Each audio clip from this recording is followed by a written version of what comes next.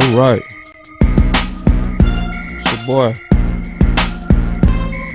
Boss Cowboy, and we doing a draft simulator. Yep. We kicking it off with a draft simulator again. Remember, we got to go through some scenarios. It's a little bit different show.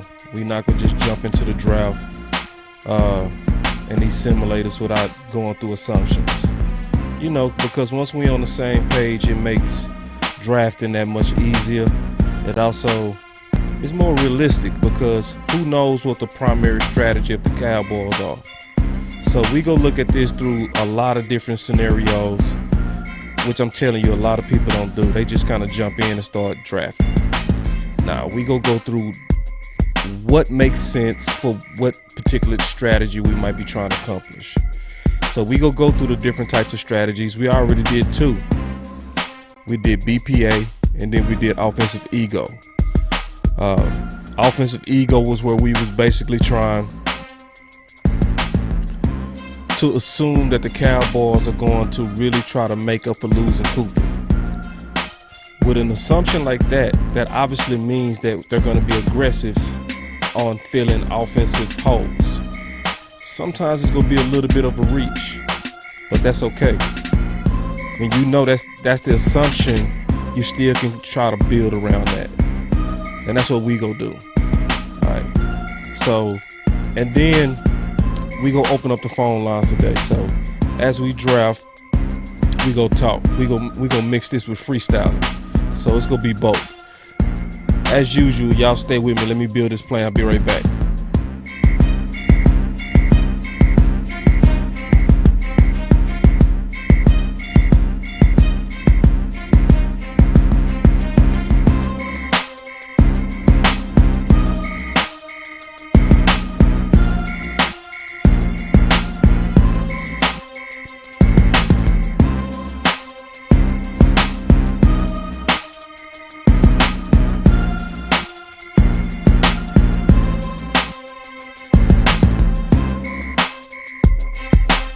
All right, I'm back. Let's check one more thing and then we go get the show going. Give me 1 second. Yeah, see, the show wouldn't even work right. Gotta double check everything.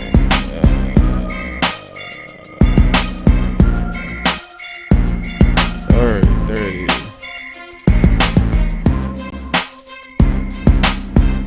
Here we go.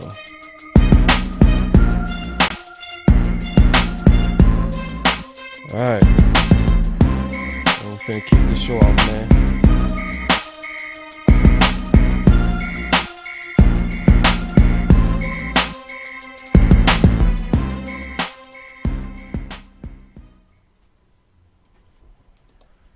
Alright, welcome to BossCowboySports, where your voice matter.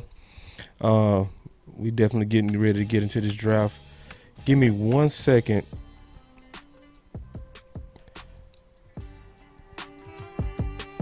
Give me 1 second. My boy Esau said, keep selling those dreams. That boy said, boss, I respect the hustle. You listen, man. Hold on. Let me get these comments working real quick. Y'all give me 1 second. Let me just fix something. And then I'm going to be able to get started. I got to get y'all comments in the show. Give me 1 second.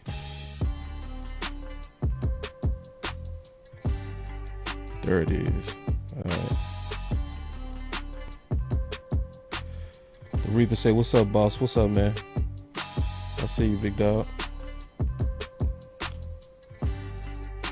All right. Give me 1 second. There it is. All right, I got you now. Man. All right. Yeah, so the Reaper say, what's up, boss? What's going on, man? I'm going to say hello, then we're going to get right into the content, and we're going to start drafting. Remember, my boy Esau said, keep selling those dreams, boss. I respect the hustle. Yeah.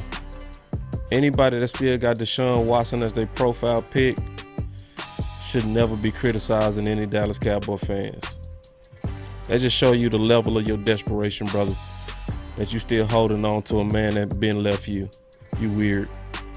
My boy C say, what's up? What's good, boss? What's up, C? What's going on, man? Chase, he said, what's up, boss? What's going on, man? We getting ready to draft. This draft week, man, so it's time to really hone down these strategies. Craig said, what's up, boss? Yoga fire. And he threw up the fire. Jeremy laughing. I guess you laughing at Eastside. Yeah, that dude weird, man, but hey, he cool though. He super chat. D Block, I see you, big dog. Yoga fire. Yeah. Let me see, Coach Marv. Coach Marv, man. What's up, Coach? He said, what's up, boss? Can't wait for shopping this week. No doubt. We shopping all week. We shopping all week, Coach Marv. Yeah. And then Craig, he said, what's up? He threw up the fire. Yoga fire. True Vibes, he said, what's up? He threw up the fire. Yoga fire. Yeah, man. I see y'all coming in with that fire. Give me 1 second, man. Let me get this stuff working right. Yeah, True Vibes. He also came in with the fire. Yoga fire. Yo, Jamie Young Cal came in. He said, yo. Yeah, I see you, big dog. And then Chris saying what's up to everybody, man. He also threw up the fire. Yoga fire. All right. Those are the hellos, man. So you already know. All right, we got Coach Marv. He throwing up the fire too. So yes. Yoga fire. It's fire day. I love weed. I see you in the house. He said, holla, boss. What's up, man? Coach Marv with the fire. Yeah, man. So anyway, we getting ready to get into the draft, man. Let's go and get into it. So remember, here we a little bit different. All right. So we not gonna just jump into it. Let's first go through the assumptions, and then as the last time, y'all decide. So we got some different categories of assumptions that we gonna make. Okay. So we talked about loading up on picks, which was the move down option. All right. And we go take a look at that. We haven't really looked at that. I messed y'all up the last time. We could also draft on need, and that's where we go list the need, and then we go attack those needs aggressively, right, through this draft simulator. We talked about keep building the defense. We didn't do that yet. I'm gonna be interested to see what that look like. I'm gonna want to do that a couple of times. All right. So we also talked about stopping the run as a primary draft strategy, which we can attack. One that I can't wait to do, I'm gonna also want to do this a couple of times, is I'm gonna want to also draft dogs, where we particularly targeting guys that have a pedigree that's gonna be coming in here with the right mentality. Somebody that ain't gonna be nervous versus saying, friend, boss, that's gonna be more so looking to fight. And I already got a list of my dogs. I got a list of dogs, and I'm gonna tell you right now, when it come down to my list of dogs is gonna be something to where it makes sense also to move down, to be aggressive towards moving down. That way you can make sure you get your guys, and you can assemble the team of guys that are not only playmakers but also real life dogs. So then also we go do it off the 30 visits, because if we do a draft based on 30 visits and a simulator based on 30 visits, that's really more than likely what the Dallas Cowboys are going to do. All right, because the 30 visits are obviously guys that they think highly of, because I also got my top 30. My top 30 is a little bit different than theirs, you know, but I highly target those guys. So I already told y'all about Marquise Hayes, the guard out of Oklahoma. He's somebody that I think very highly of. I think he plays the physicality of football that you want to see. Let me bring him up real quick before we start the draft, just to talk about him real quick, just to kind of give an example of the 30 visit. Y'all give me 1 second.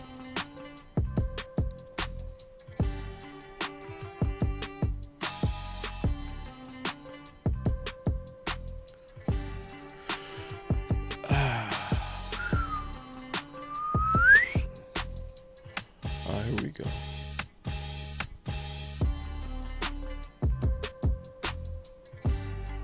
All right. I should have had this ready already. All right, so yeah, so just to kind of give you an example of the 30 visit guys, well, who would be my 30 visits. So my boy Marquise Hayes, all right. See, for those who really looking for left guard, one of the things you go see that I'm gonna do a better job of is showing these guys accolades and their history of playing certain positions. Would it interest you to know that this guy played 37 career starts at left guard?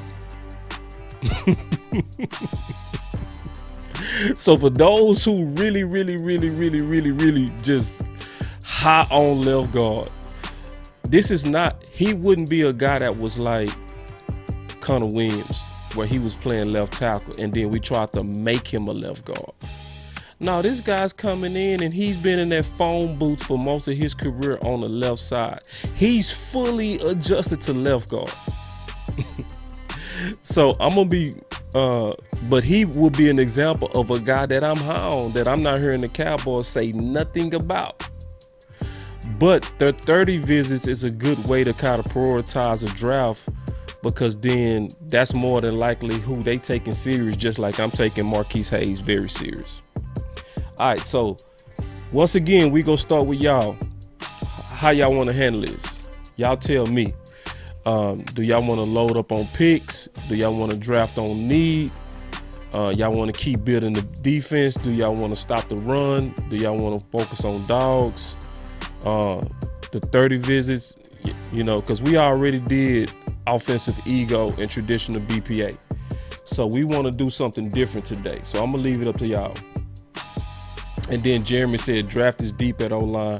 I agree, man. I feel very good. But that's why I never panic about getting an offensive lineman in the first round, because I agree, man. I like how it look. Now, if y'all don't pick, I'm going to pick. So we got to load up on the picks, meaning we moving down. We can draft on need. We can start building on the defense. Y'all let me know what y'all want to do. I'm going to get, okay. Coach Marv say defense first, then need. All right. So we got, okay, I'm seeing defensive. It looked like people want to go defense. Oh, I'm seeing 30 visits. My boy D-Block, he jumped in on the 30 visits. And then start breezing with I want to start the run. So it looked like defense is winning right now. Ooh, yeah. Okay. My boy William came in. He said, let's build the Legion of Boom. Yeah, so it looked like defense is winning right now. So it's overwhelming defense. All right.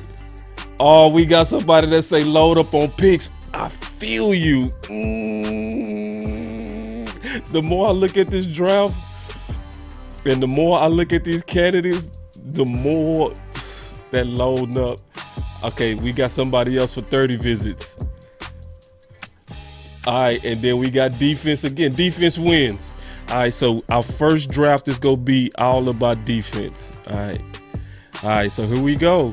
Keep building the defense. All right, so let's go. All right, so let's get into the draft. So we go keep building this defense. That's what y'all say y'all want. All right, so I got Dallas picked this time.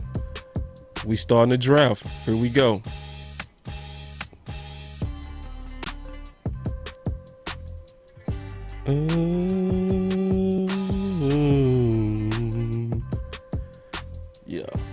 Yeah, defense was overwhelming. It wasn't even close. All right. Whew. Yeah, we going heavy defense. Ooh. See, this is a move down option. We on the clock.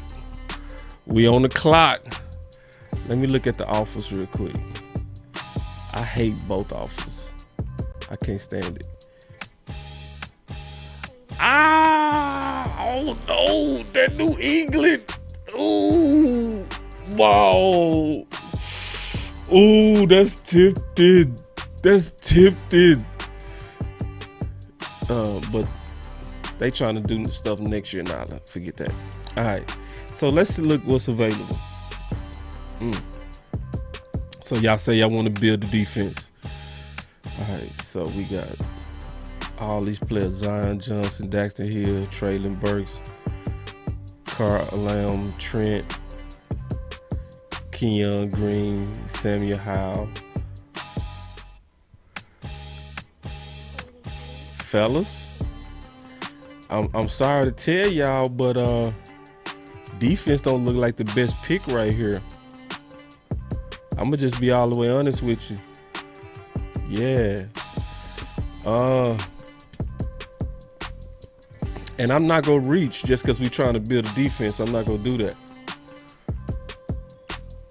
Yeah. So Coach Marv say, what did? Hold on real quick. He said, what was the trade offer?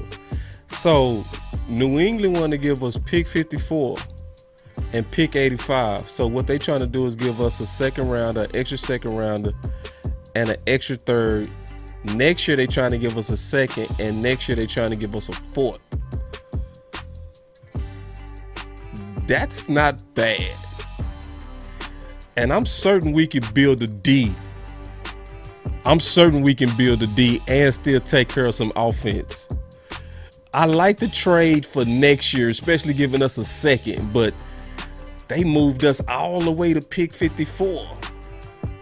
But judging, let me look at the other trade. Yeah.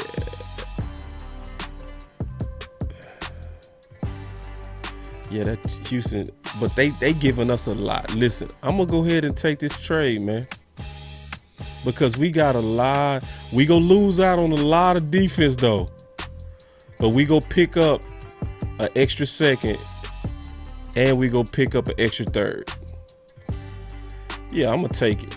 I'm accepting it. Ooh, so now we in move down. We officially in move down. Here we go.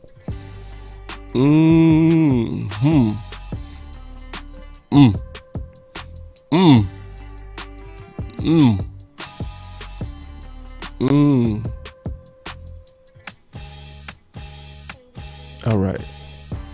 Come on now. All right, here we go. Ooh, see, I like that trade. I like that trade. See, that's the type of trade right there I would take, but I'm not gonna do it. I would take this trade, but I'm not gonna do it. I'm gonna go ahead and make the pick. All right, now let's build the D. I think we're in a good position to build this defense now. Okay. Okay, so we got Chris Harris, Dennis Smith.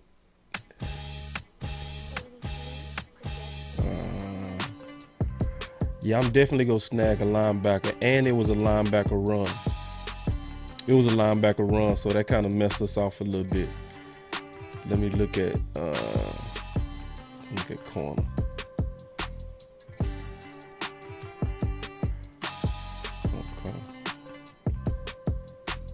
Okay.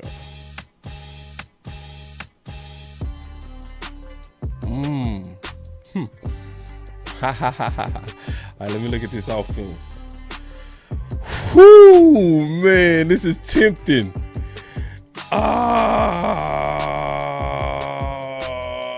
finna shock y'all. Y'all get ready. I'm finna shock y'all. I'm going with Trey McBride. I'm sorry, y'all. I gotta get him. I got to. I just picked up Trey. All right, and we back on the clock. Ooh-wee. All right, let me go check Harris real quick. I had to take Trey. I had to, bro. I wasn't gonna let Trey go. I'm sorry. All right, now I'm gonna get Chris. There we go. Oh, this draft is already looking good. We got McBride, and we got Harris as a middle linebacker. I would take it, big dog. I would take it. I love it. I'm feeling so good right now, bro. Woo-wee. Hold on, man. Let me get rid of my picture, man. I'm doing too much. God, don't. Oh, man. Somebody say I knew it, D-Block. Listen, I had to, bro. I wasn't going to let him go. I'm sorry. But we still got Harris. You know what I'm saying? Man, that's good, bro. Now, listen. Okay. So, let me do my little tight end thing real quick, because I'm going to break down that pick, and then I'm going to come back to it. So when you dealing with Trey McBride, remember, these are my guys. These are guys that's kind of like my 30 guys. So when you look at Trey killed it. In terms of production, you talking about 90 receptions and 1,100 yards. You know what I'm saying? So we got us a tight end too that's a vertical threat, that can block, that can do the short game like Schultz does. He's physical, he's tough, and he runs a 4.5. Bro, I'm not passing it up. We just got the winner of the John Mackey Award. Anybody mad at that? No, you bet not be. So, yeah, and then obviously Chris Harris, that's a real good pick too. Because when you did, that's the OC loves him. I mean, loves him. He didn't say like, he loves him. And remember, we building the D. We still building the D. But we just got somebody in here that's going to come in there and push LVE to the curve. I'm going to tell you right now. So I'm telling you, this draft is already starting fantastic. All right, so let's go back to the pick. Let's go back. All right, here we go. We back on the clock. Ooh, man, here we go. All right, so they trying to do a trade. Let me see what's available first. Okay, so we got our linebacker. Boy, y'all already know what I'm gonna do, man. Y'all should know Sam Williams. Hold on, before I pick up Sam. Oh, my boy Tidwell still sitting there. Whew. We building defense though. Hold on, before we build defense, now I don't want to be stupid. Let me look at the offense first. I want to look. I want to just take a look. Okay. All right, let me see what the receivers, because we still need receiver too. Ooh, it's looking bad. The receiver. Ooh. Ooh. No, it look good. It ain't too bad. It just ain't the best. But we gonna be able to do something with that. We building D down. We building D. All right, so ain't no way me building a defense. I'm sorry. Just ain't no way me building a defense. Am I gonna pass on Sam Williams? Yeah. My boy Dre the Great say wide receivers wiped out. Yeah, pretty much, big dog. Pretty much. All right, hold on real quick. Let me go and pick Sam Williams. Oh shoot, we got us another pick already. Man, this moving down, looking good. All right, so we got linebacker, we got tight end, we got edge. Defense looking nice. All right, so hold on. Let me go back to. Ooh, I might not shouldn't have got Trey.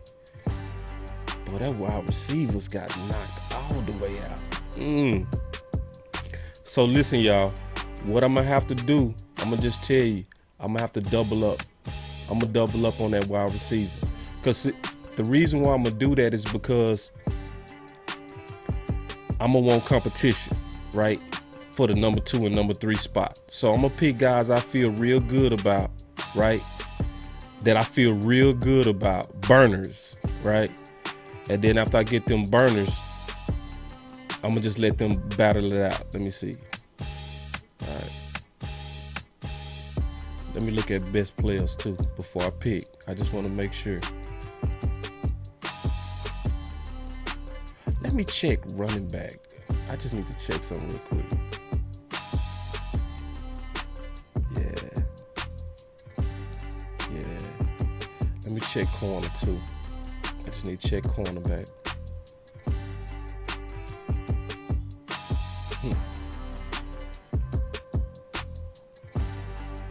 Yeah, we looking good. Yeah, we ain't got no problems. All right, cool. All right.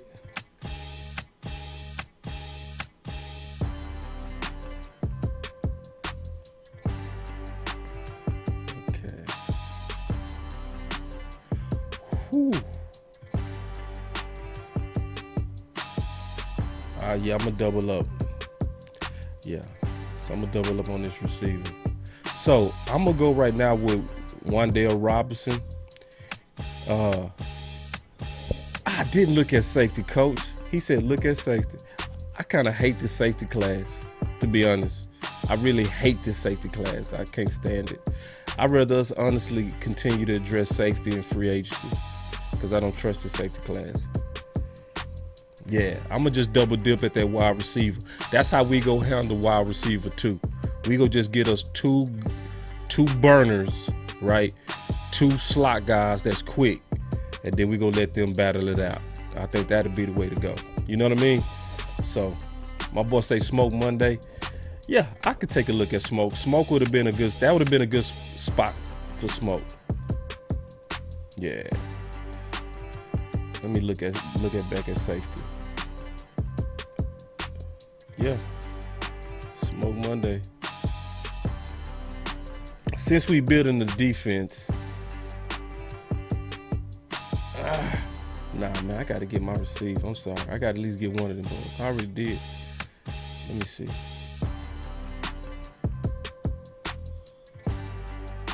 Right here, honestly, y'all, I would have to go with Brian Robinson. I would. This is a good spot to get the running back of the future, man. Give me a second. Let me check and see real quick.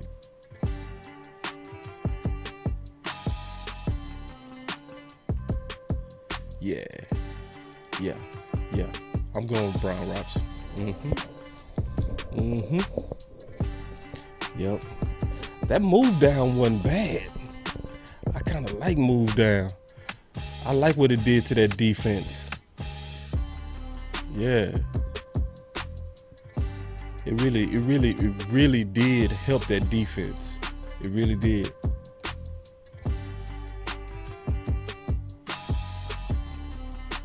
Yeah, somebody said Bell was on a visit to Dallas, the safety. Yeah, and that we'll pick guys like that for the 30 visit. See, I would take that trade, but no. All right, so I said I was gonna double dip. Y'all already know I'm gonna get Danny Gray. So I just picked up Danny Gray with no hesitation. I ain't playing about getting Danny, period. I'm gonna get my boy Danny, man, period. So just kind of, here we go, man. So yeah, so one of the reasons I'm high on Danny Gray is because Danny really is slept on big time. When you look at Danny, he has very good size, but he also is a Dallas boy with 4.3 speed. He went to Dallas Carter, Dallas SMU. So trust me, it would be a dream for him to play for the Dallas Cowboys. And when I really checked him out, there's one thing about Danny. Danny is a hands catcher. He attacks the football, and he has track speed and game speed. That 4.3 is real. So we got us some good competition for receiver too. And I know a lot of people not be just going crazy right now, but I would feel good about those young guys coming in, both of those young guys, because they are slot guys too. So they two-way players. And Danny Gray ain't little, 6'1". That ain't no slouch right there, man. Yeah. So, man, like, so far this draft it's looking good. I'm liking the move down strategy. Give me 1 second. Let me go back to the draft. Give me 1 second. Where you at, draft? Did I get rid of it? Oh no, I did. Here it is. All right, it's right here. All right. It's pushing too many buttons. All right, so we back on the clock. So at this point, let me see. My boy Smoke Monday still sitting right there. So since we building the, and my cornerback sitting right there, man.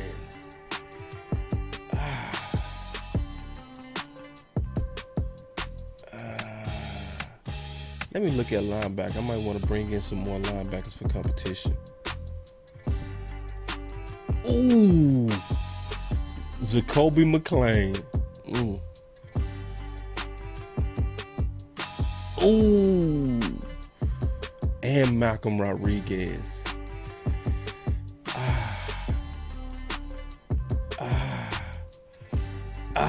Oh, somebody say look at DT. Yeah, let me look at DT.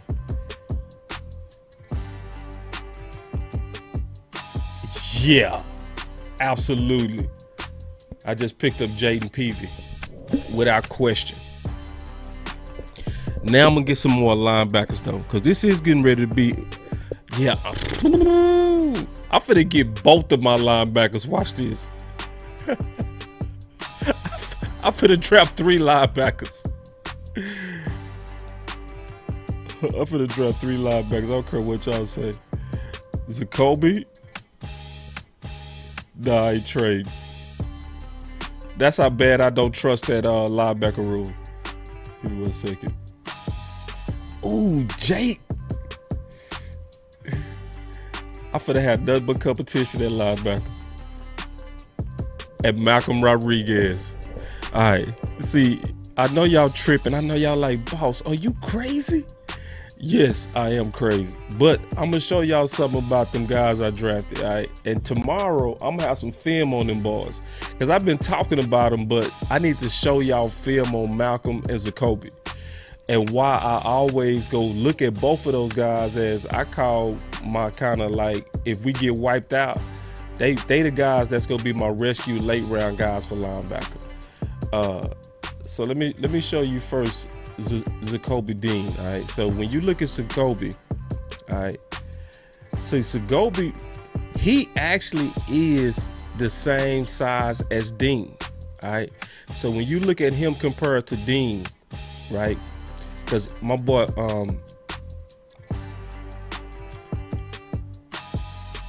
Keystone, you know, he had a good concern. He talked about his size. But when you look at their production and you look at their size, they are the same size. And this is according to the NFL measurements, right? So there's no way you can look at the production of Jacoby and measure with Dean and then be like, especially when you turn on the film, because when you turn on the film, bro, that boy Jacoby is a dog. He one of my guys that's gonna probably be one of my top sleepers. Like my boy Keystone got the sleeper files. But see, this is what makes my boy Rodriguez so interesting. Look at my boy Rodriguez. Man, look at this boy production. Say. So you got a guy. See, all of these guys are short. They all on the 5'11" side. You know what I'm saying? All of them. But when you look at the production, especially when you turn on the tape, so you got the total number of tackles is 129 tackles in 2021. And he had just as many solo tackles as Dean had combined tackles. Like Malcolm Rodriguez is a true sleeper. So when I'm saying I'm trying to really solve linebacker, and then we said we trying to build this D, listen, y'all, I want to load up on that linebacker room right now. We got us a D tackle that I love. We also got a lot of competition because honestly, I don't trust Luke Gifford to stay healthy, nor FVE. Neither one. Just keeping it real. So going back to the draft though, but I want to show their production, because when you show their production, tomorrow I'm gonna show their production with the film. All right, because looking at numbers is something else, but when you turn on the tape, it's one thing about Malcolm Rodriguez that I also love. Since we building a defense on this draft, he's explosive. Like I was watching this tape, and I'm just explaining. I'm gonna show his film tomorrow, but I was watching this tape. I was like, everything that dude hit goes backwards. I was like, it don't matter what he hit. Everything that he hits goes backwards. I was like, that dude explosive. So when I saw his tape, it matched up to the explosiveness of his measurables. The 4.52 explosive for linebacker. That vertical explosive. He jumping out the gym. That's a linebacker with a 39-inch vertical. That dude can two-hand dunk. He can dunk with two hands, man. Say. Woo, man. So anyway, I didn't mean to get on the tangent on linebacker, but we building the defense, and I like it. I like it because we building a good team, and I love right now what we just gave Dan Quinn. Dan Quinn, he right now kissing this draft. All right, let's go back. Let's finish this draft, though. Let's finish it. So at this point, let me see.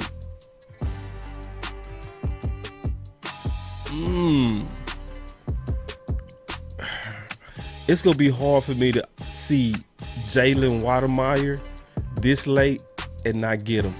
I'm sorry, y'all. It's always hard, but let me keep looking.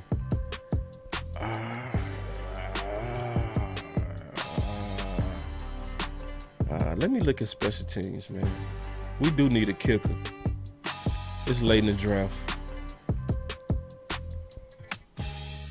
I'm gonna shock y'all. I'm gonna get a kicker. Because we need a kicker. We need a kicker. Yeah. Then after that, I'm gonna go with the best player, whoever it is. Yeah. But we handled all our needs. We got 2 burners at receiver. Did we handle guard? Oh. Did we have the guard? Man, don't tell me you did this whole draft and then get guard. If you did, God dog. Well, that means we would have to address it in free agency, the second wave of free agency. That's just what would have to happen, because this is a defensive draft. We fully focused on defense. We said we was gonna build around Quinn, and that's what we doing. All right, so we almost at the end of this draft, and we gonna do another one. So I'm gonna go through the wide receivers that I picked. I'm gonna go through them. I'm just waiting on this draft to get down to the end.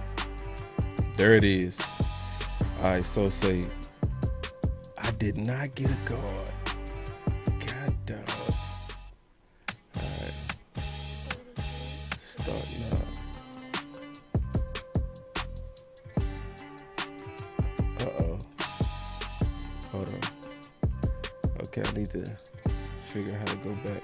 Y'all give me 1 second. I need to figure out how to go back. Get my results. Y'all give me 1 second. I went through this last time where I forgot how to go back. Okay, that's what I did. Yeah, we didn't get a guard. Yeah, man. I got to looking at this dude and thought we picked him. Yeah, I got to talking about him. I thought we picked him. That just means we would have to trust McGovern. Yeah. But this is the defensive draft. This is the defensive draft people been wanting. So y'all give me 1 second. I'm going to record this one. All right, y'all give me 1 second. Y'all give me 1 second. Let me.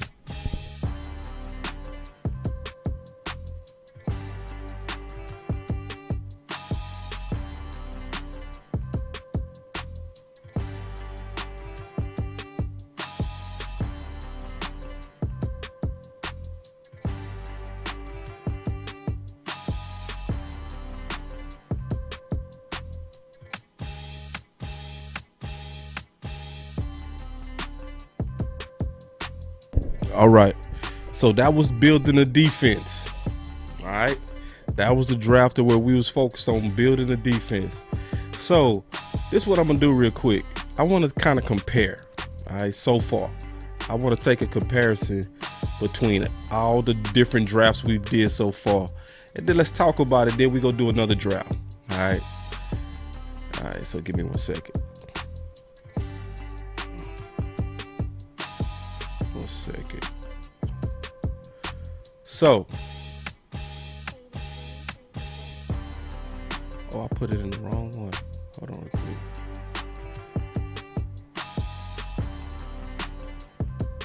Give me 1 second. All right.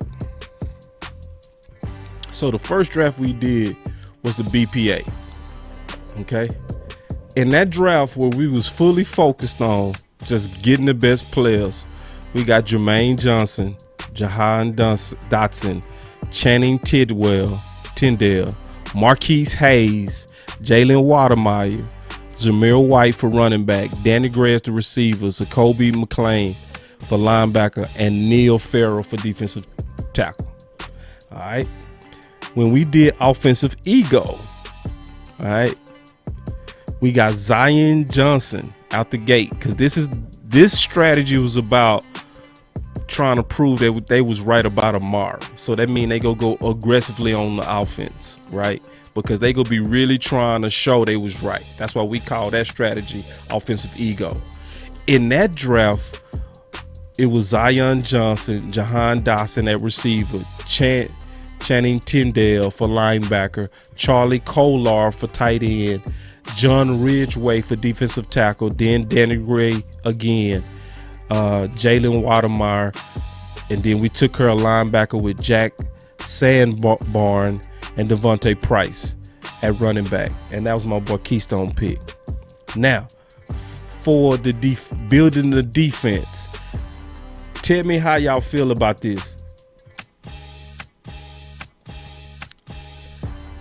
Trey McBride as our first pick, a killer tight end. Then we got us a killer linebacker that's go easily get LVE out of here. Okay, we picked up a defensive end with 4.4 speed with 11 sacks in Sam Williams. Okay, a potential Randy Gregory replacement. He's a little bit stiff. He doesn't have the best bend, but I would love Quinn working with him. I would love it. Okay. Then we picked up an explosive receiver who has game that's similar to CeeDee Lamb's in terms of yards after catch, and Wan'Dale Robinson, who also runs a 4.3. We picked up a running back for insurance against Zeke and Pollard with Brian Robinson, who also has great production out of Alabama. Then we picked up Danny Gray, another 4.3 receiver, right? So we got two guys that's going to come in and compete. Jaden Pevy, I gave him 3 stars as a mid-round defensive tackle. And I saw him destroy Alabama by himself. That's why I gave him 3 stars. So like a mid-round steal, Jaden is a steal to me for building the defense. Then obviously y'all know I'm on Zacoby McClain. And then I'm going to show his film tomorrow. And we brought in Malcolm Rodriguez because we really don't believe in this linebacker room. If we really trying to build a defense, you got to prioritize linebacker. Then we picked up a kicker, the best kicker that was available, right? Because we currently don't have a kicker. All right. So I think I like BPA and the defensive draft the best.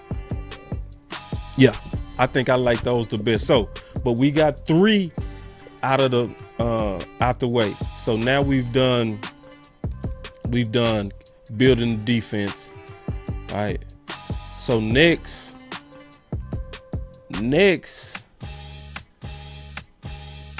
we got loading up on picks. Okay. We got need. We got stop the run. That draft could have been stop the run. I'm going to say that draft was a stop the run. Yeah. Then we can go after dogs, where we intentionally trying to target dogs. That's also, I'm telling you, that's going to be a move down strategy.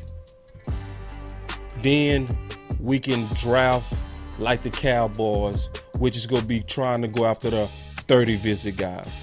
I say let's save that one to tomorrow. Let's save the 30 visit one to when we get closer to the draft. right? Because that one is gonna be the most realistic to who we might get, because we all know the Dallas Cowboys take the 30 visits seriously.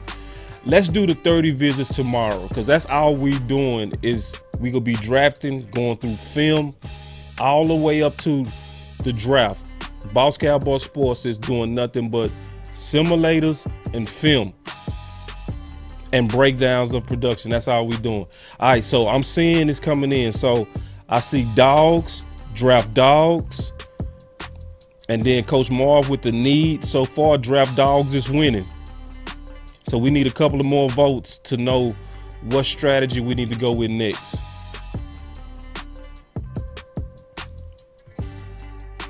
Yeah, the draft. Yeah. My boss, I keep forgetting the draft is so close. Yeah, the draft is this week, brother. Yeah, it's this week. Yeah, man. Yes, indeed. So I need a couple of more votes. So far, the dogs are winning. Somebody said need. Okay, so we got 2 for need, and we got 2 for drafting dogs. Who go break the tie? There it is. Needs won it. D Block, you broke the tie, big dog. So we drafting on need. All right, so who we go? Otto Keystone, he just tied it back up. He say dogs. Otto, we need a couple of more. Oh, dogs. We got another for draft the dogs. Dogs in the lead. We need a couple of. Oh, no, you voted twice, D Block. A couple of more. I need to see a couple of more. Let me see. All right, yep, dogs it is. I want to do dogs too. That's the one I want to do. All right, here we go. All right, so let's do the dogs. Ooh, this is overwhelming dogs. Now, keep in mind, when you going after dogs, it's only so many first round dogs, right? So I'm gonna tell you right now, dogs is a move down strategy. I'm gonna tell you right now, for the guys you want to target, yeah. All right, so let me put together some of the dogs. Let's first talk about the dogs. All right, I'm gonna talk about some of the clear dogs. To me, that's a move down strategy if we go do the dogs. So let's talk about it first, because we get ready to do dogs. Dogs overwhelmingly won. All right, so let's start with a receiver dog. So I'm gonna go with the obvious dog at receiver.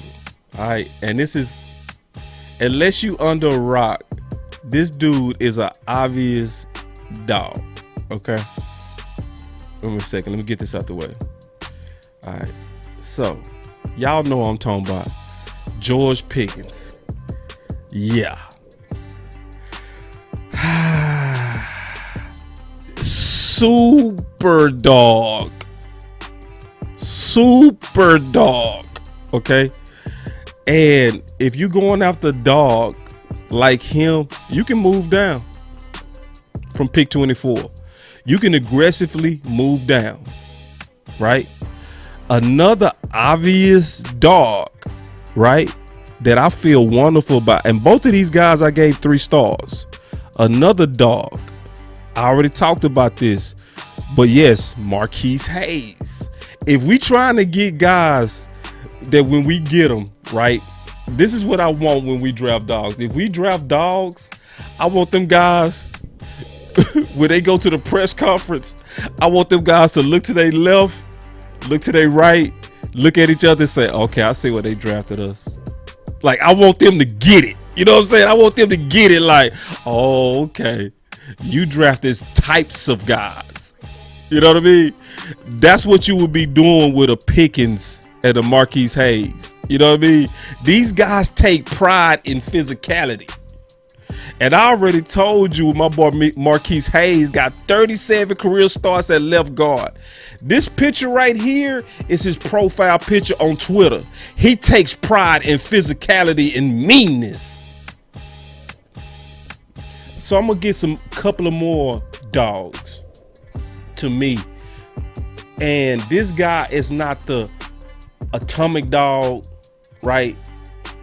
But he's a dog into how he finishes. Okay. I like guys that's always looking for work. Zion Johnson, he's not the type of dog that's a vocal dog. He's not the type of guy that's gonna be trying to do dirty stuff after play or anything like that.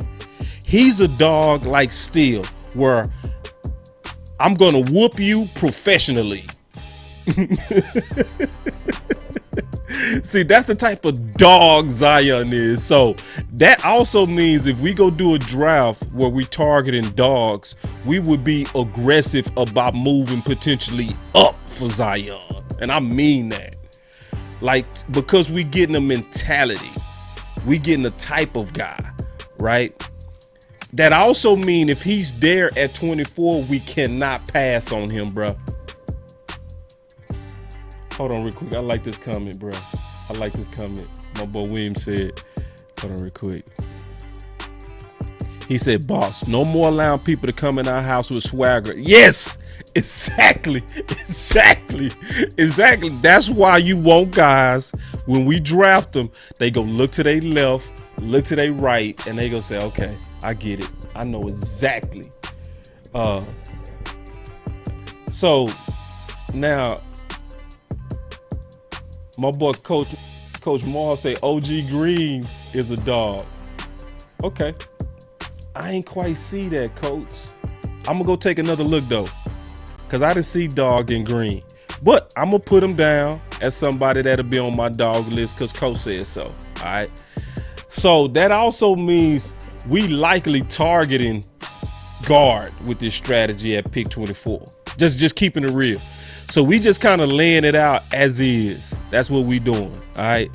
So I'm gonna just tell you right now, one of those guys should be either Zion or Green, and we go likely have to get those guys. All right. So this also means with this strategy, if Kenyon is gone and Zion is gone, oh yeah, we instantly moving down. All right. All right. So yeah, let me see. All right. So those are some of those obvious dogs. There's other dogs, but those are gonna be late round dogs. I'm not gonna go through all the dogs. I'll do that later. All right, so let's get to the drafting. All right, give me a second. All right, so back to drafting.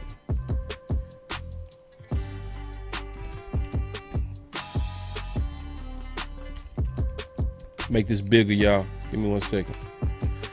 All right, here we go. All right. So start a new draft. So, all right, here we go. So we pick Dallas. We going around 7.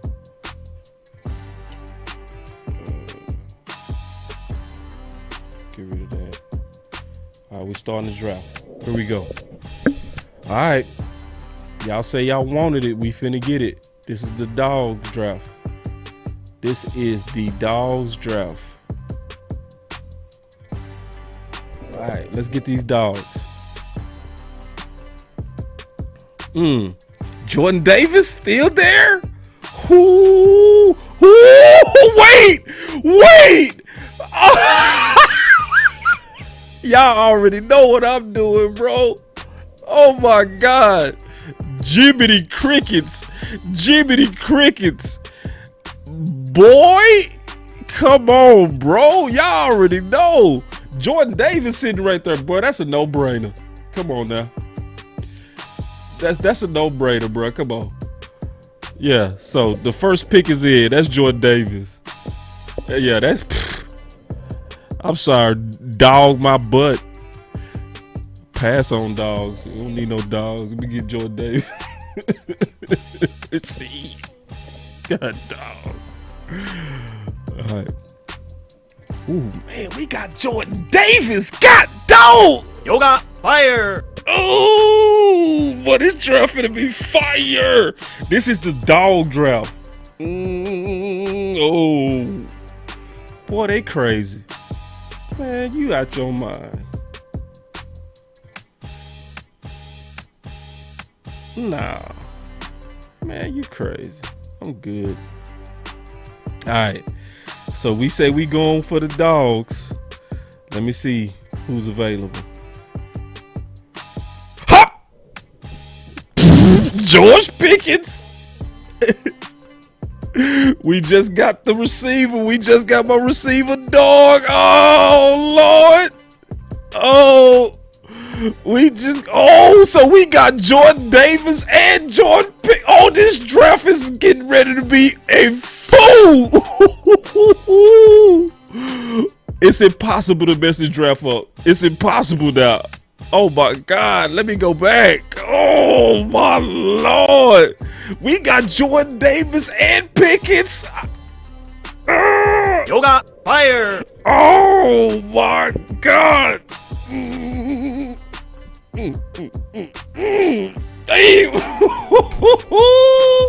Oh man, I would be crying if this was real. I would be real life.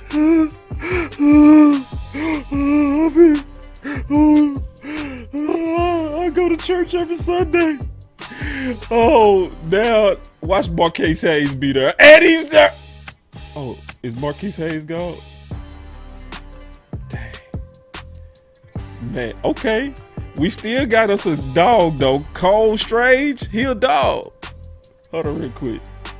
We still gonna be able to handle that guard. Give me a second. Oh man. Let me look at linebacker. God dog. Ooh. No, I gotta get Cole.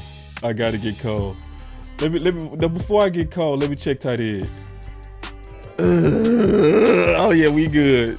Yeah, it's plenty of quality tight ends that's left. Plenty. Isaiah Likely's good. Jeremy Rockert, I don't talk about him a lot, but he's a decent tight end. Y'all already know I'm very high on Jake Ferguson and Jelani Woods. So, I mean, when you seeing about 4 or 5 guys that you'll be very happy with, there's no need to panic over that position. So yeah, guard is still a need. Cole still fits the mentality of a dog. Let me look at linebacker.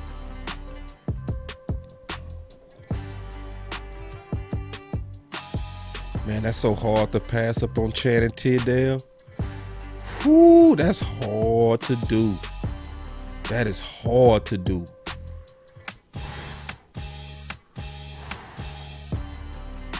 I'm gonna have some faith. I'm gonna get the guard first, and I'm gonna hope that we don't get wiped out. All right, so we got Jordan Davis, we got Pickens, we got us a physical guard that's mean. Now, what will make me have an early Christmas would be if we able to still get Tyndale. Like, to get Tyndale, I would probably real life cry. Like, if this draft happened, whoo, bro, I would lose my everlasting freaking mind, bro. Because when you talking about, okay, let me go back. I'm getting too carried away. Let me go back. All right, we not on the clock yet.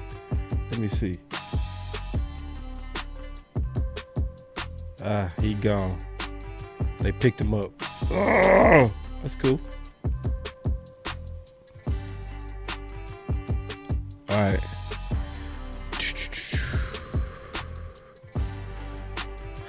See, picking dogs kind of got us in a little bit of trouble. Not really. I just got Jacoby McClain. That's a dog. Yeah. Oh, I'm not showing the draft.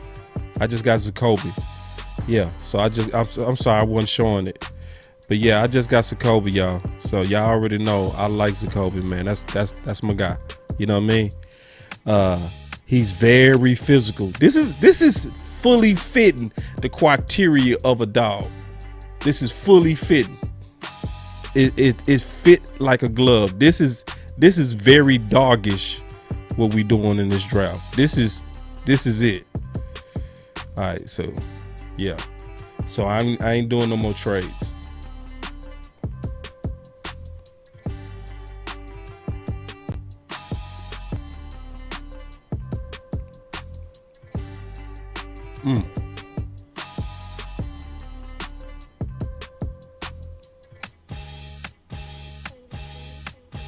Oh.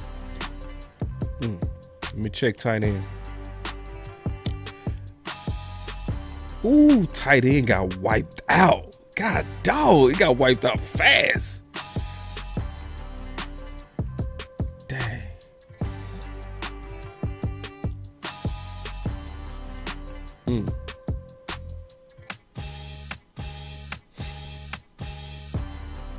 Y'all give me 1 second. Let me see.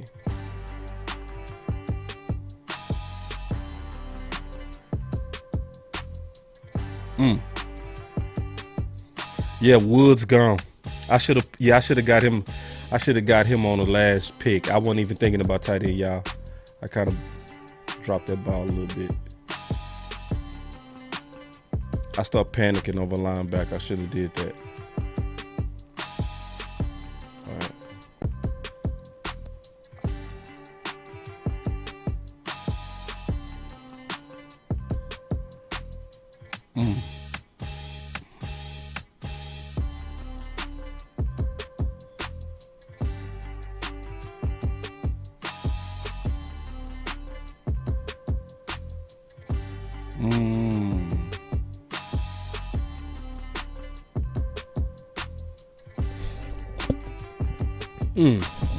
You know what?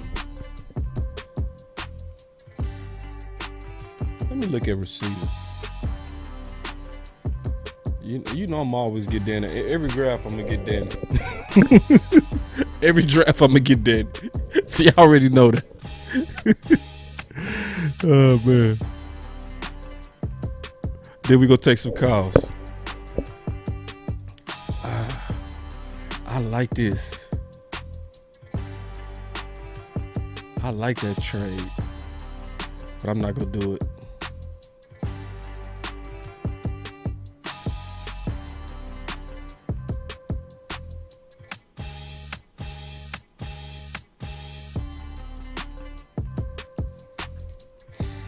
I'm gonna look at running back. Yeah, Zamir White. Yep. I'm gonna get Zamir White too every time. If it's this late, it's no doubt. Every time. Somebody say that beat 5. I know, man. That's a good drafting beat, bro. It's a perfect beat to draft, man. Help me think. You know what I mean? Yeah. Let me see. All right, let's look what's left. Boys like that smoke Monday. Let me look at Marcus Bell. See, I like Marquise Bell, but I know the Cowboys wouldn't. I know they wouldn't.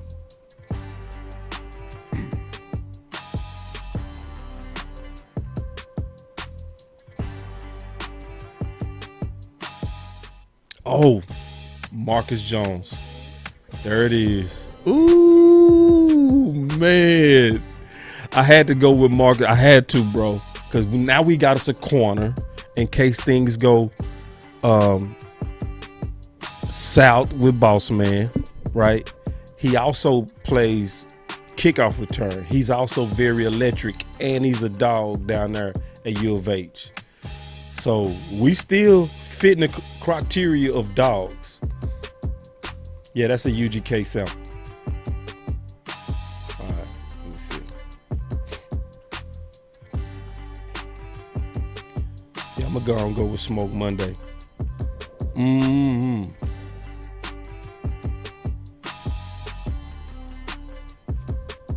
All right. Then we go take some calls, man. We'll talk a little bit of this stuff. Did I get a tight end? God, dog. Did I get a tight end? Oh, man.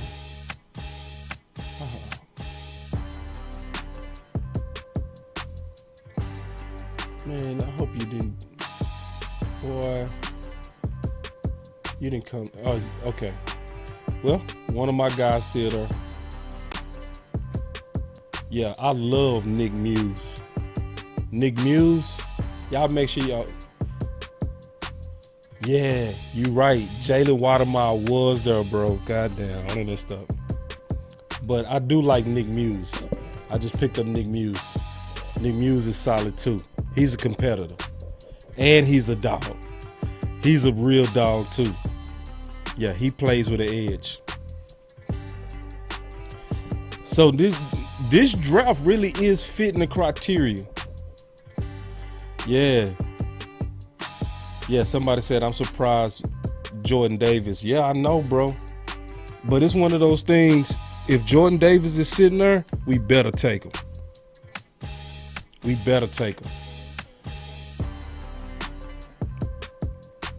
Let me see. Where's my boy? Let me see. Ooh. Ooh. That boy Nate Landman.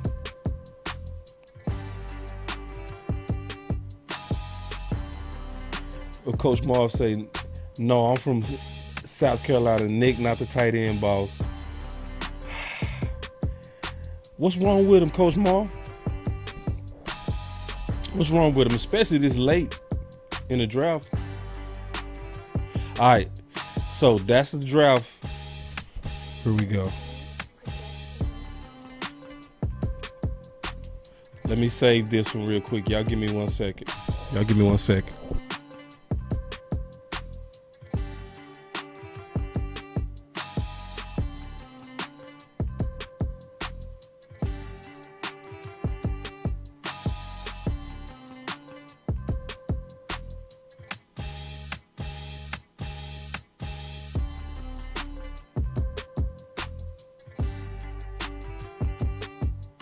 Coach, you say he can't block? Okay. My boy Jeremy say this the best one. Yeah, this might be. This might be, bro. This is a good one, bro. I'm digging this draft. All right, so we got out the gate. We got Jordan Davis. Woo-wee. Even LVE would play better with this dude. All right, let's take some calls. Let's take some calls. All right, here we go. Give me 1 second. Let me get the call line going.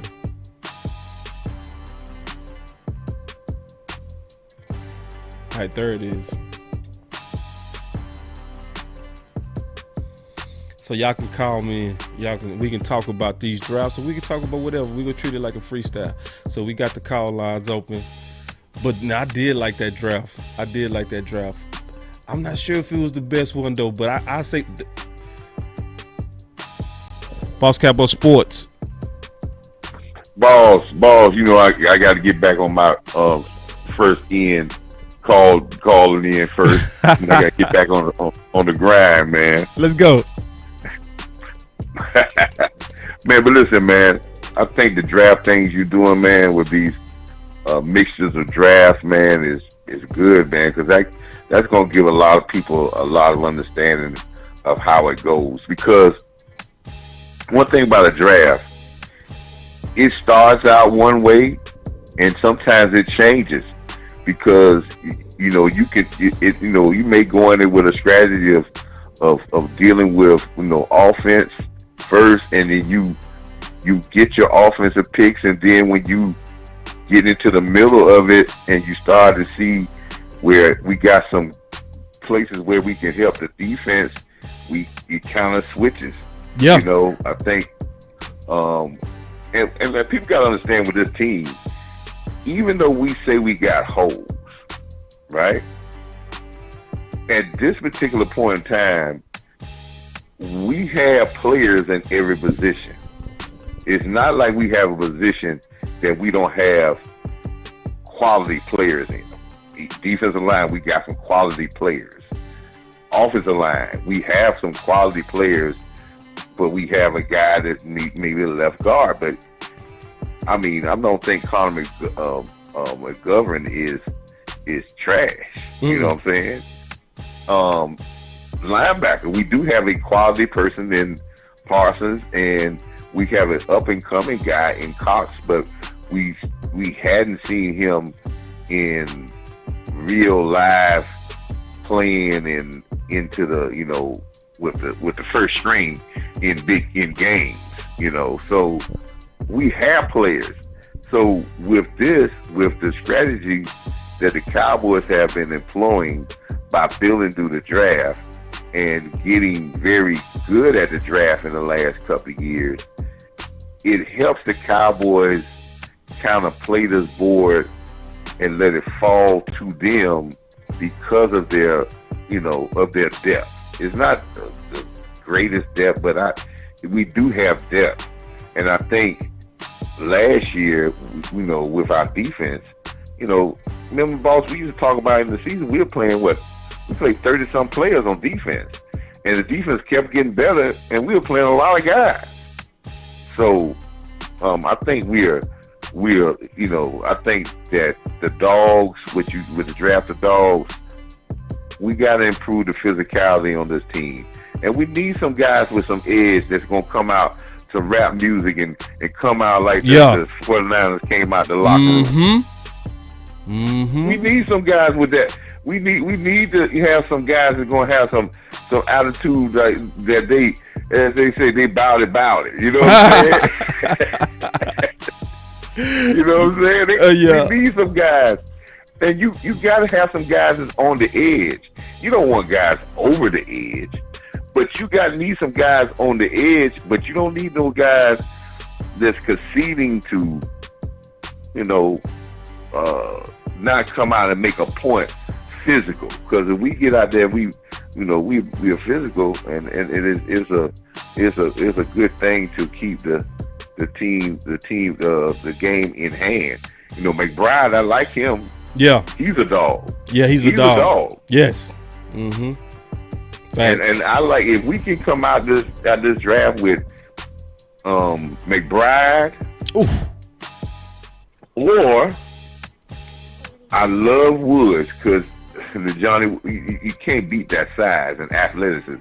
If he could block well, you can't beat that size and that athleticism. That size is going to be a problem, So yeah, we get some dogs in there, and I think that we can do some great things out there, because I want people to understand the running game. When you draft a physical offensive guard or a physical blocking tight end, those sometimes people call them defensive sub-defensive picks, because it helps you control the ball, which it helps your running game. And if you are able to run the ball, it makes it harder for the other team to try to run the ball, because you are controlling the clock. And if you're controlling the clock, you put pressure on them to speed themselves up. So a good blocking tight end and a possession tight end and a great offensive guard to have a physical presence to the offense, inadvertently, it also helps your defense. Physical players help your defense on offense, because it helps control the ball. It's not like we're going to be a cloud in the dust, but if we can control time possession, our defense plays less snaps, and the less snaps a defense plays, the better they are.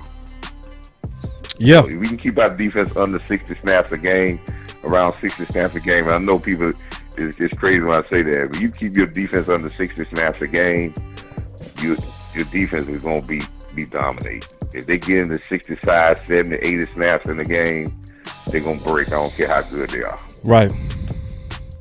So out of all the drafts, go ahead. Well, you got a question? Go ahead and ask me a question, man. No, I was going to ask, out of all the drafts we've done so far, which one's your favorite? I like the defensive draft. I like the defensive draft. Only picks I didn't like in there. Only pick I didn't like in there. I think I'm not even. The kicker was okay to pick. The only person I don't like in there, I don't like the Robinson pick from Alabama. he's a guy that needs a lot of carries to get his yards, and that's not going to be there. So he's not a guy that can get yards in chunks, because looking at this offense, that's what they kind of want, and I don't think you won't give him enough carries for him to get going. But I like the defensive thing. But the only thing we didn't handle guard. If we would handle guard there, I think we would have been a lot better with it. But I love the linebackers. I love those guys because, like you were saying, boss, we need to clear the linebacker room out, because we don't have 4 linebackers that's on this team. We got Parsons, right? Guilford, right? Cox, and we got another young guy that was on the practice squad last year. And if they may say that the guy we picked up from Atlanta, he's an outside linebacker. We know they're going to primarily use him as an edge rusher, or dropping him back in coverage here on the outside. But we need to clear the linebacker room, because Cox and Parsons have stayed, and everything else is on 1-year contract. So we need competition to come in there and really put some heat on that room. Yep. And I don't trust those guys to stay healthy. I don't. One other thing, boss, if you draft Jordan Davis, I'm kind of falling with the Jordan Davis thing. If I really wasn't that keen on the Jordan Davis thing, I'm looking at the athleticism of him. But if you're gonna do that, I still don't want to lose none of the guys we got there. And I believe that should, for me, I wasn't too keen to bringing Carlos Watson back. I know he had some splash plays, but if you really watch film of him, he still gave up a lot of ground. I like the way everybody else played, but he would be the guy that had to come off the boat, fall off the boat, because I think he'll keep all your defensive linemen. I think he'll be the one that will come off the boat. Because you still right then. No, I get it. Boss, I get it. You I be totally about 12 defensive linemen, including your guys at end, and I don't think we give it a lot of credit. We still got the guy that came out of the Jets last year that gave us some good time. What's the guy's name that we picked up? Maurice Kennedy. 2 years. Maurice Kennedy. Huh? Maurice Kennedy. No. The defensive end. Oh, the edge rusher. Yeah. Basham. He gave us some good time last year. Yeah. Basham solid. Right. So I think I don't even think the Cowboys going to even look at unless they find a guy that I think that's be I think edge rusher is going to be okay with the rotation. Yeah. But if we have linebacker, that rotation, and then add Parsons to that rotation on the other side, man, we cooking with grease. Then we doing good, because I think the people out there, when they say they want defense first, I think the Cowboy fans understand that if they looked at the last couple of Super Bowls, that if we make this defense elite, our offense is not going to have to do as much. Yeah. They're just going to have to be consistent. Yeah. They don't have to be so explosive. They're just going to have to be consistent. And I think that would suit what we have and suit the personnel that we have. And it may change the mind of Kellen Moore to say, okay, I don't have to be so flamboyant. I can rest on my defense, and I can just utilize what we have and get me 28 points a game or 24 and win. I don't have to score 35, 42. I don't trust Kellen Moore at all, Coach. At all. I don't trust him either. I mean, at all. We don't, because I don't think he knows.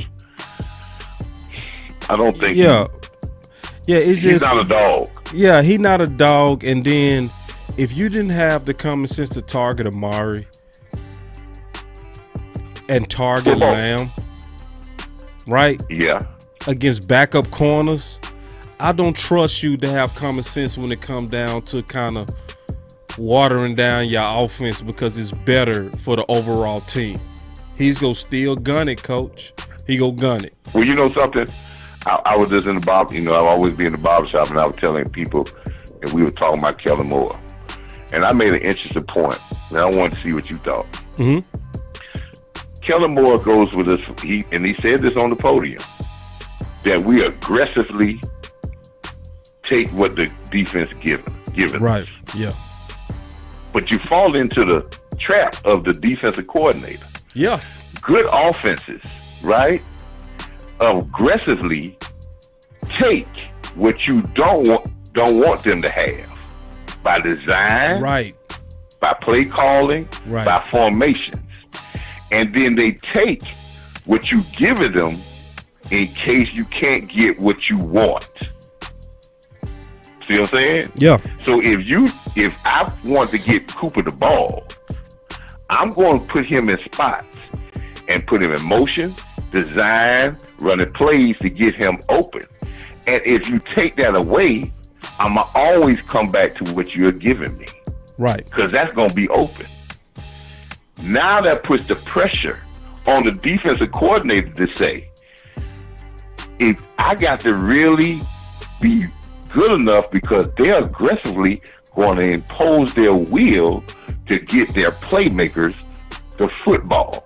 Right. Because, see, I can give you your non-playmakers all day and limit them. But a good offense coordinator knows how to aggressively get what you don't want to give them. Yeah, I mean, it's easy. That's the easy way out to say I aggressively take what they give it. That don't take no creativity. I mean, and then the bad part about it is when you telling the whole world is what you're doing, you just setting up the defensive coordinators to give you false looks because they know you go fall for the cheese. You know? Because that what that says to me is a guy that don't know how to impose his will to get his people. No, he don't. The ball. He don't. That's why we starting with game one. What did we do against Tampa? We fully avoided the run with a fresh Zeke. We went totally. We used Zeke as a lead blocker for a whole game. And guess what? And people look at that game and say we scored points. But what we did look at that game is teams that play Tom Brady and the Tampa Bay Buccaneers. They want to be consistent and score, but they want to control the football to give him less opportunities at attacking you. That doesn't mean you got to be boring. That means you don't want to get no fast-paced game. No. You want to go in and say, I want to get 10 yards a pop, but I'm going to run the play clock. I'm going to take my time. I'm not going to slow it down, but I'm going to take my time because I want him to press. Because if I'm consistently moving the ball, if I found out in the first half I can move the ball, I'm going to limit his possessions in the second half because I know I can move the ball. Right. But if I get into this fast-paced thing, and then what we do is we go fast, then we have a hiccup and have to punt, and then Tom Brady somebody make a mistake. Because every mistake you give Tom Brady more chops at the tree, he gonna find the weak spot and he's gonna chop it down. Yeah, it's that's just smart football. Yeah, it's just and it's dumb football by Kellen. But let me take some more calls, Coach. We got some people that's dying to get on this phone. We've been hollering. Man, keep doing what you're doing, boss. But we got some more drafts coming. Make sure you call back in when we do more of those drafts because we go take all of these categories, Coach. Yeah, keep track of all of them. You're probably gonna pick Danny Green and all of them though. Every time, Coach. Once we get to that round 4, round 5, I'm getting them. All right, Coach. That was Coach Marv. So let me open up the phone lines. You know, me and Coach, we sometimes forget that I got to share the phone lines. Oh, there it is. I called in fast. Boss Cowboy Sports.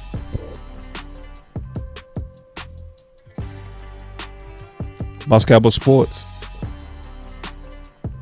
Oh, my bad. Boss.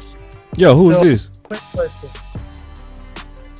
If Jordan Davis was there in the first round, the 24th pick, would you be mad if we get a guard or trade down? Would I be mad? Yeah. I would have to see how it played out. You know? But Yeah, I get you. it just want to, you know, I would probably have a bad taste in my mouth a little bit because, you know, I hear the argument against Jordan Davis, right? And let me try to make the case because this is a good question. It's a lot of people that's saying, why would you get a guy at 24 that's going to be a 2-down player, right? To me, that's a backwards way to think about it. To me, the question is, when you need to stop the run, do you want him being that 2? Do you want him being that player? You know what I mean? Not about the volume of a game. It's the key moments as well, where you know they go try. This 3rd and 1. This is 4th and 1. And we need our defensive tackle and our linebackers to win. That's when you want Jordan Davis. Because it's no coincidence that Tampa is the number 1 run stopping team. That's because they also got them a freak of nature in Vita Vea, who went way higher than 24. You see what I'm saying? Yeah. So Yeah, I get you. And then this is another thing. I think a lot of people are overvaluing the need for left guard. I think I could see that. I think it's been a lot of narratives like left guard is the water that's gonna turn into wine for the offense. That if we just get us a dominant left guard, it's gonna be home run for the offense. I don't believe that. Yeah, because we still have like we need receivers and all the needs that we need. Yeah. And we wasn't doing a lot of massive running behind them left guards anyway. Yeah. We just wasn't. So, but I do think guard is gonna be our first pick. I do. The more and more I think about it, I think Zion Johnson and Kenyon Green are this year's what corner was last year, to where we knew we was going corner. I do think that we got a major bullseye on the guards. Who would you pick though? Like Kenyon Green or Zion Johnson? Because of the finishing and the mentality, I would go with Zion. Because I like a guy that's always looking to work. And he fit already the mentality of this offensive line already to me. I like guys who's looking to clean up piles, don't stand around piles. You know, he plays through the whistle. I do like that about Zion. It kind of bothered me that one of the things that they said they brought Kenyon Green is they wanted to make sure he loved football. Oh, yeah. They were talking about that. See, I don't like that. If I got to check to make sure you love this game, I don't want to have to check on stuff like that on my first rounder. I want to know that my first rounder love football. Like Parsons. It's clear that Parsons loves football. Yeah, I feel you because there's been like a lot of like first round sometimes or second or third where they don't even know if they like football and they like retire. Right. Yeah. And that'd be a waste. Even that'd some like Hall of Fame like caliber type of players. Right. They can like Yeah. It happens all the time. Yeah. And you don't want that. And I'm gonna tell you, the main reason I'm gonna tell you the main reason I think it's gonna be either Zion or Green. I think Okay. Stephen Jones is so infatuated with deals. It's not even gonna be about the player. He go look at both of these guys as 2-for-1 specials. So with Zion, you get your center / guard, right? With Green, you get you a tackle / guard. So he gonna be looking to try to get that Marshall's 2-for-1 special.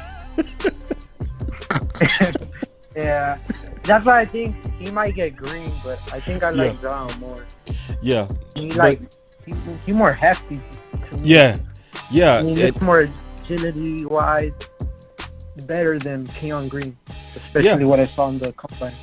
Yeah, he looked like he put in that work, man. Like, that's a good point you just said. It's like when you look at their bodies, you can see that for a big guy, you could tell that Zion really put in the work. Because it's a lot of people big, but it's a lot of people that's not big and muscular.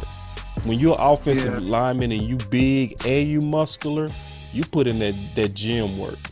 I do like that also about Zion. Good point, man. Very good point. All right.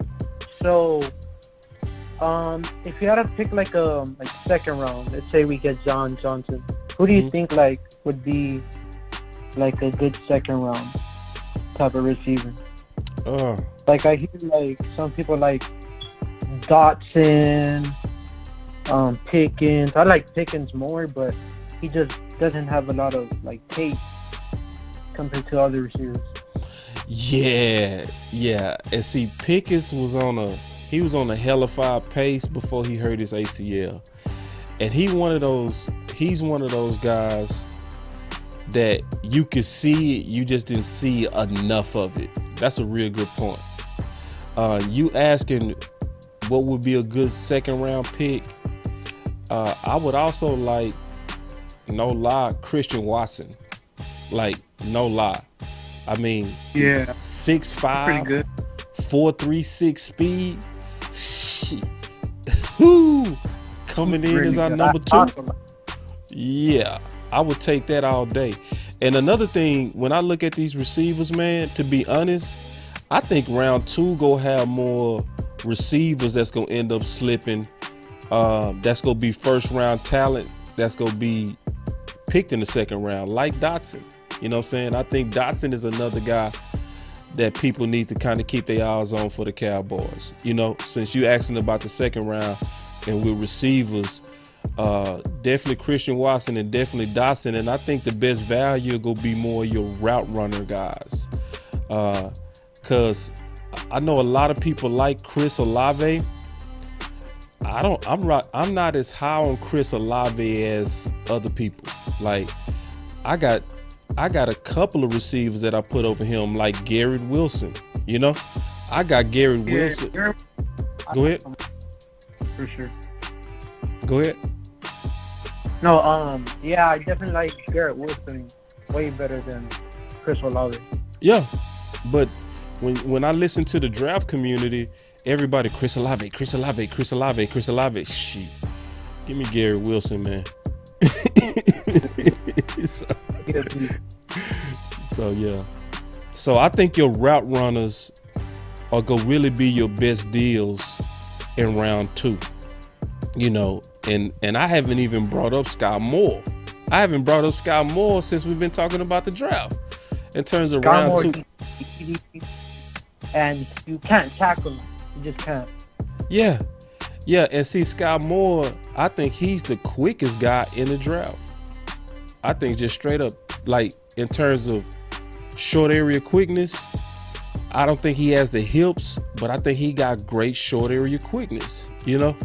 So, like, round 2, and this is a good call because it's really, really kind of solidifying how good those round 2 guys are. It's really making me know we should likely move down.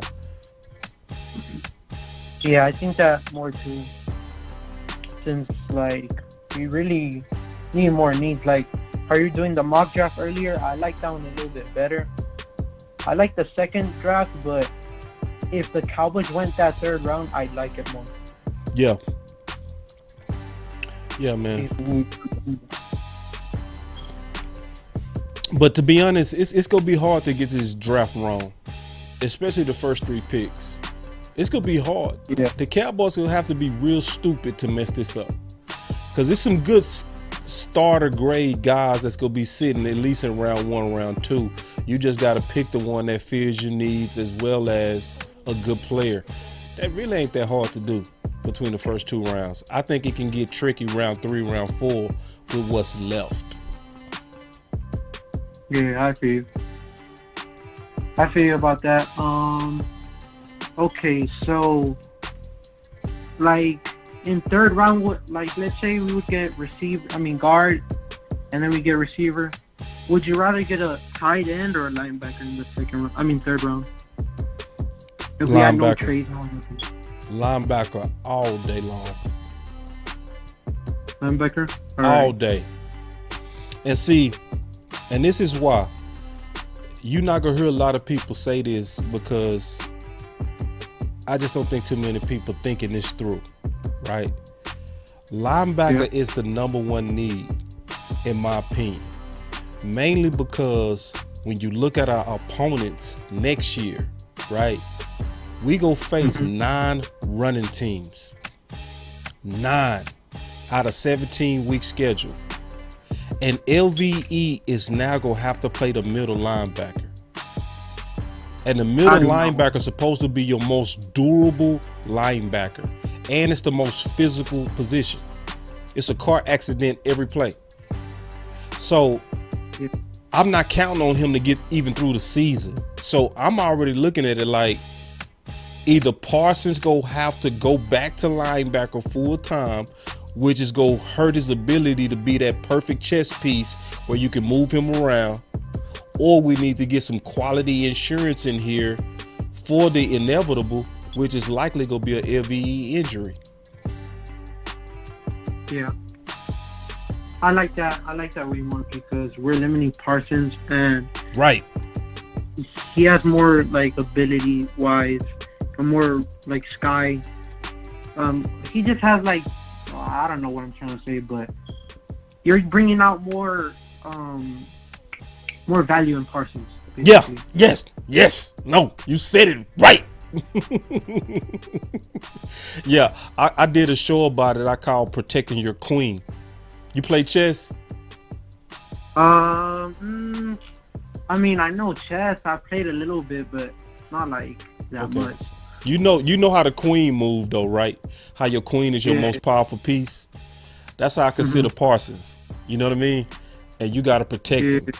If you make him, because of an LVE injury, a middle linebacker, then go ahead and erase 5 sacks from last year, 5 or 6 sacks. Just take him off. You know what I mean? Because he not gonna get as many sacks, and he's not gonna be as impactful in pressures playing a linebacker. You go a lot of times put him in space on the pass, and you go still make him, be in a position where he's trying to learn versus playing off his instincts. That's why I put linebacker as a major priority. Yeah. And most people don't. Most people guard, receiver. They important. They are important. They are important, but I think there's more needs that are better. Yeah. And that's just how I see it. I'm not trying to force the thought on people, but that's honestly how I see it. All right. Well, thank you, boss, for everything, all the work you've done, all the mocks, because I really like them. And that's all my questions. And have a good day. Oh, you too, man. All right, that was a good call, man. And I like that, man. Guys call in, man, asking real detailed questions like that. And it pulls out the best in us, man. It really does. It pulls out the best in us. But yeah, he right, man. I did put in a lot of work, obviously preparing this content and making everything easier. That's why I got these production slides. I've never done this. But going forward, I'm going to have more productive slides where you could be able to see their production and stuff like that. And I'm going to add film breakdown to it. So going into this final week, y'all go get content crazy out of Boss Cowboy Sports. Yo, what's going on, Boss Cowboy? This Tyreek, man. What's up, Tyreek, man? I know your voice, man. You always sound sleepy. Yeah, man. Just got to eating that Sunday dinner. You know what I mean? But a little late. But I had to get it in still. Oh man.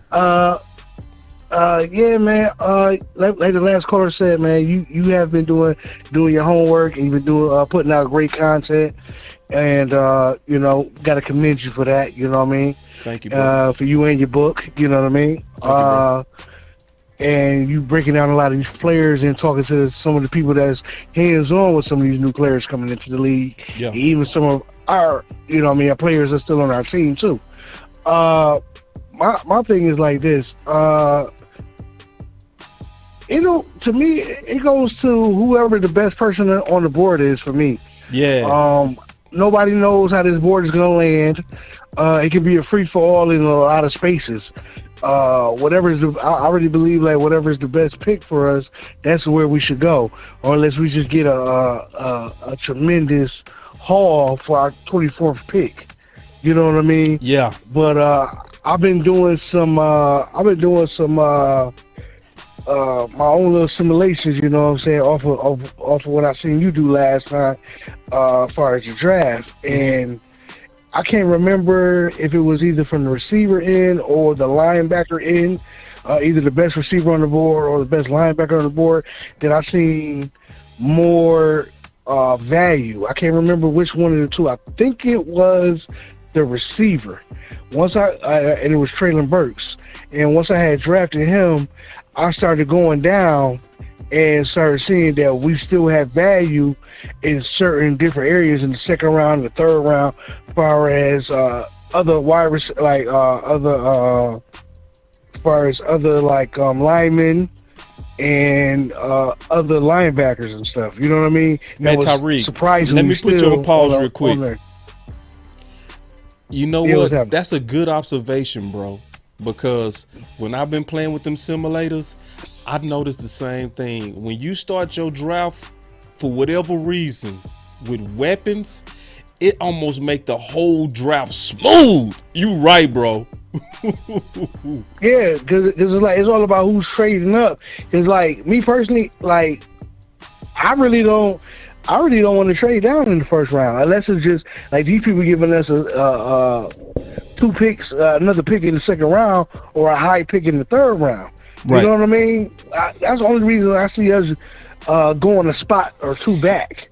You know what I mean? And still getting a decent player. You know what I mean? A quality player to start for us. Right.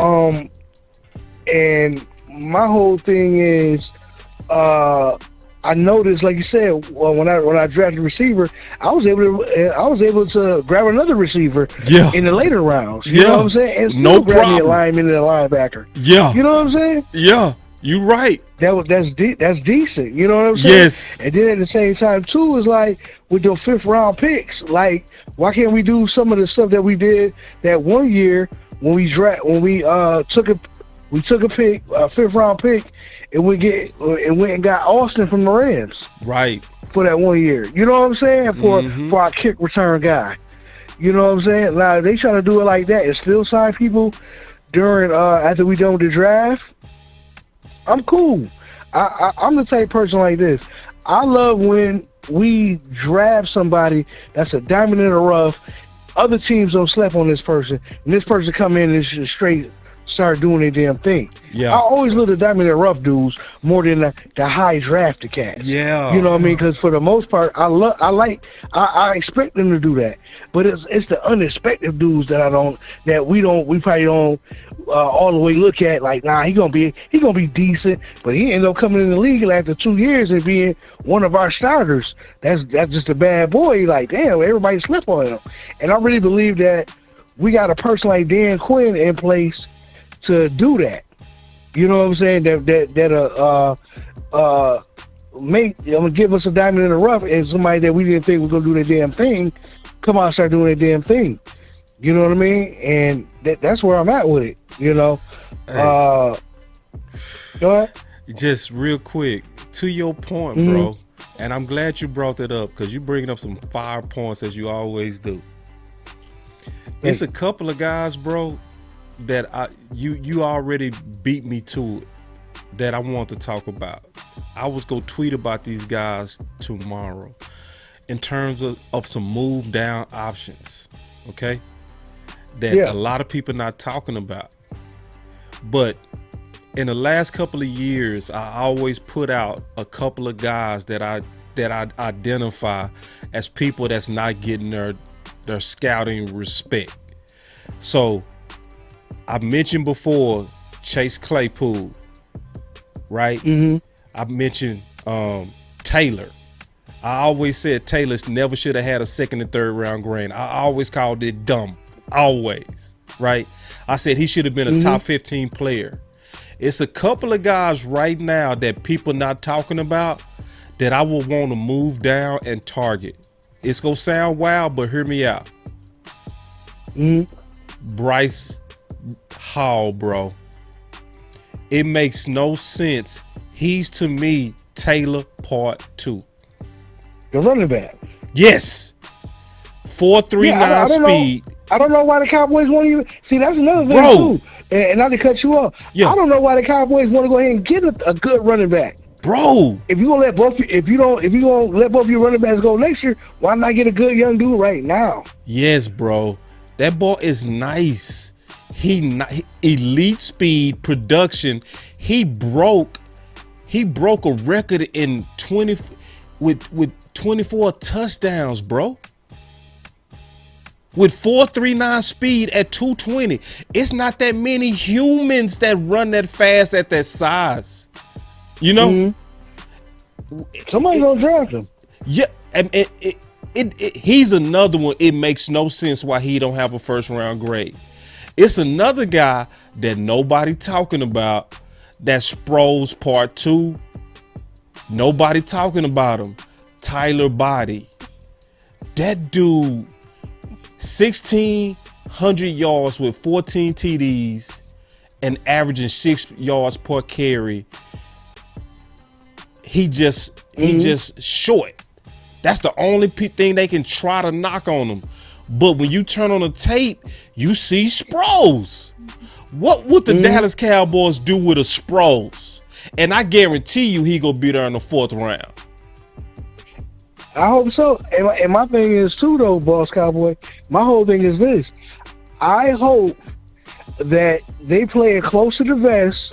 Don't talk too much about what they want to do. Right. And if somebody falls in their lap, go ahead and take them. You know what I'm saying? Just go ahead. I really believe like this is that draft that you go ahead and get those certain players that people are sleeping on. Yeah.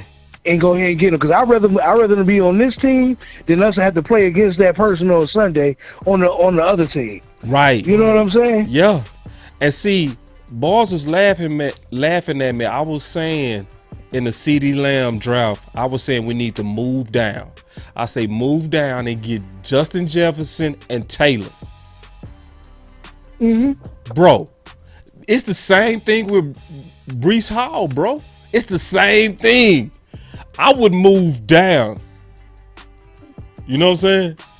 And somebody said he ran a 4.6 at the combine. I thought, nah, he officially ran a 4.39. He ran a 4.39. So I don't.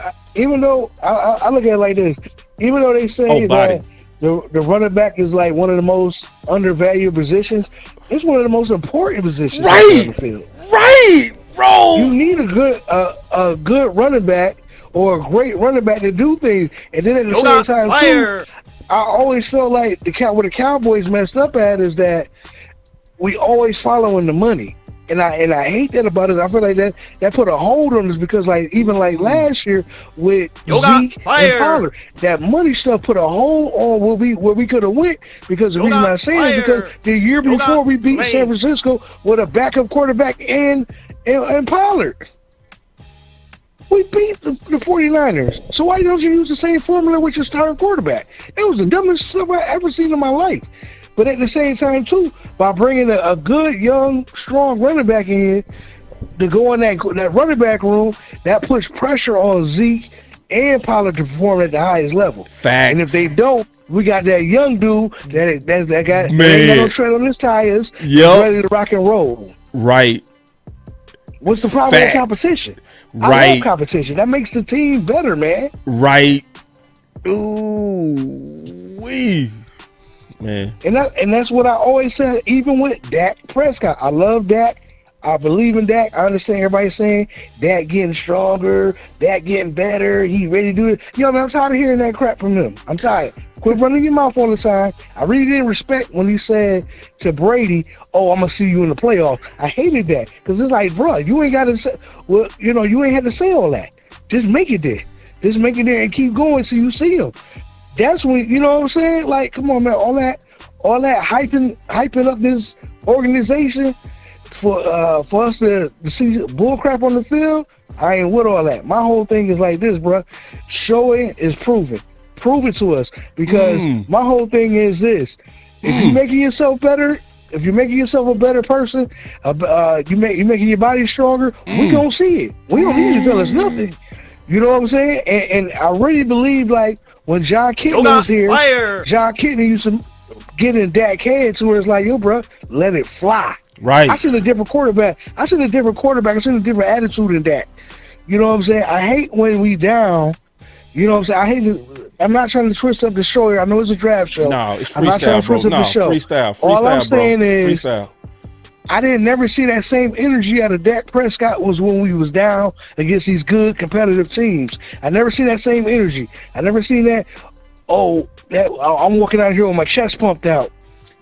He'll get real quiet sometimes. That sideline get real quiet, and I don't see nobody over there talking junk like Dez, like Michael Irvin used to do, to pump people up. You know what I'm saying? And even like, and a lot of us understand, people that wasn't around, Troy Aikman used to talk trash too. Facts. We don't, and that's what we need on that sideline. We need some attitude. We need some attitude, especially on the offensive side of the football. Like, we not going to let people push us around anymore. You know what I'm saying? And that's the only thing I'm really tired about, because I see the defense. Defense got attitude. Right. We did some silly stuff. We did some silly stuff in that playoff game, but the defense still held it down. That's what everybody not forget. That's what everybody keep forgetting. The defense still held it within the winnable part of the game. The game was winnable. You know what I'm saying? And they did some couple players did some goofy stuff at the end that kind of messed it up just a tad bit. But it's like, why do we have to get to that to have to always try to come back? Why we can't play with the lead and make the other team try to come back on us? And that's what I never understood. And see, Tyreek, that's why I think it's something to having a strategy that we started with of drafting dogs. For real.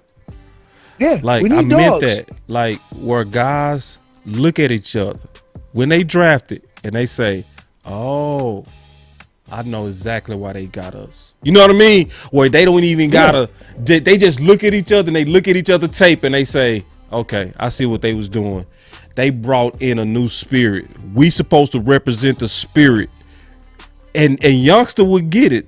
Like, youngsters would get it. They would be like, it wasn't just talent why they got us. They got us because we nasty. They got us because we mean. They got us because we would come out to the boom box. We would come out versus San Fran and be cussing out people.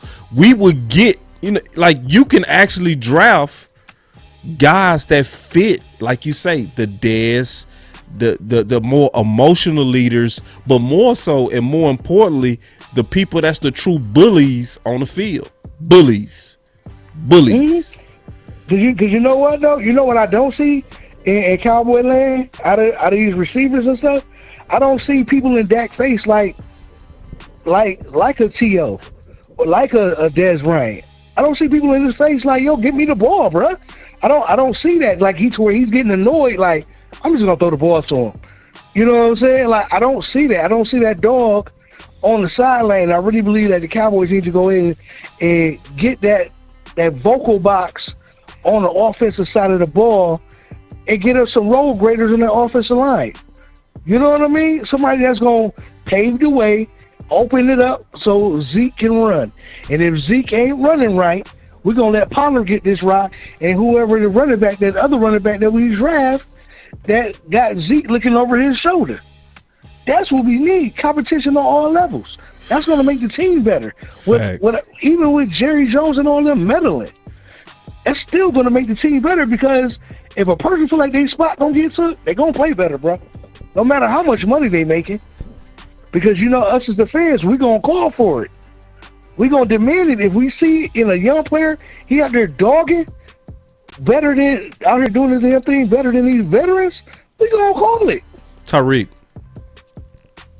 let me switch this up. I'm gonna switch up a question for you real quick. Then I got a second question for you. Okay. Okay. So D Block said, so this is me and you. We finna address this. He say, how do you think CD would act if we drafted Pickens? How do we think? I think that he'll love it because now he got somebody else to be out there that'll get that dog out of him.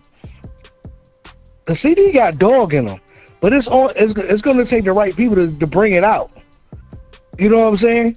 Competition brings everything out of a person. If you got that dog in you, you know what I'm saying? Right. I think that'd be a good job. But I like Sky Moore, like you said. I like Sky Moore.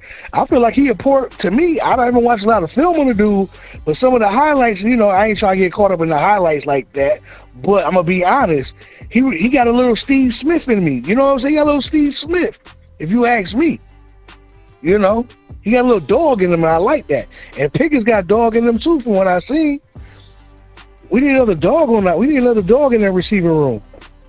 All right, this is my second question that I was going to ask you because I be paying attention to the chat. You didn't like my thoughts on linebacker being primary need. Do you still not like my thoughts on that, big dog? And tell me why. I like your thoughts on it. Okay. Because the reason, like you said, like I've been saying, you need Michael Parsons to be free as possible. Okay. You don't need to handcuff that dude. He's too special, too much of a weapon that you could use.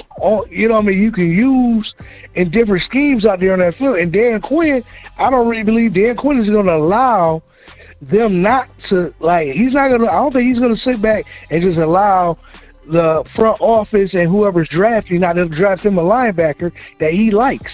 I'm pretty sure he has say-so. You don't sign a dude back and he don't got no say-so in how you draft him for his defense. I really believe, especially if you let pieces go off of the defense, Dan Quinn ain't going for that. He's going to get another linebacker, and I'm pretty sure he's going to get some other pieces out there too.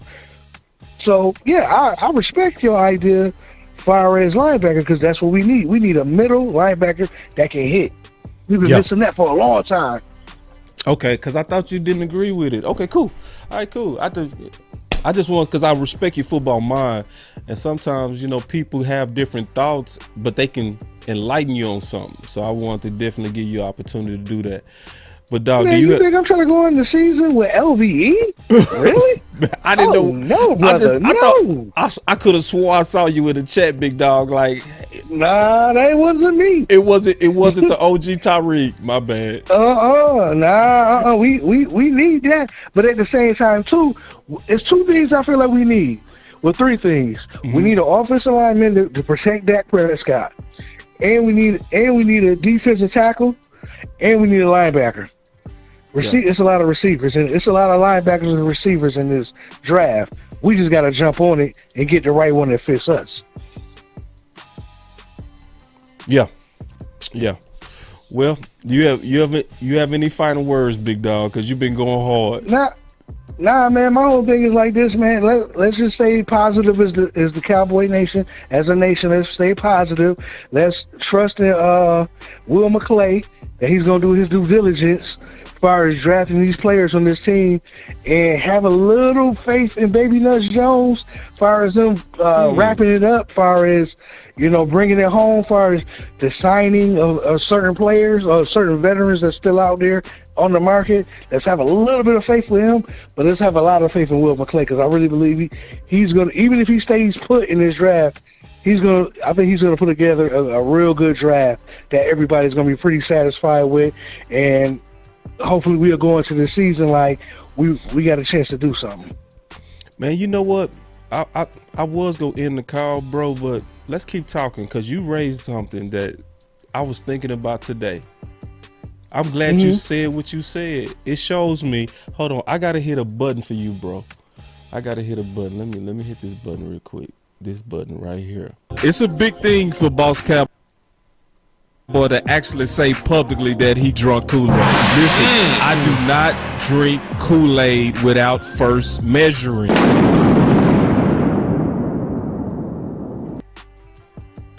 All right. Hello? Yeah.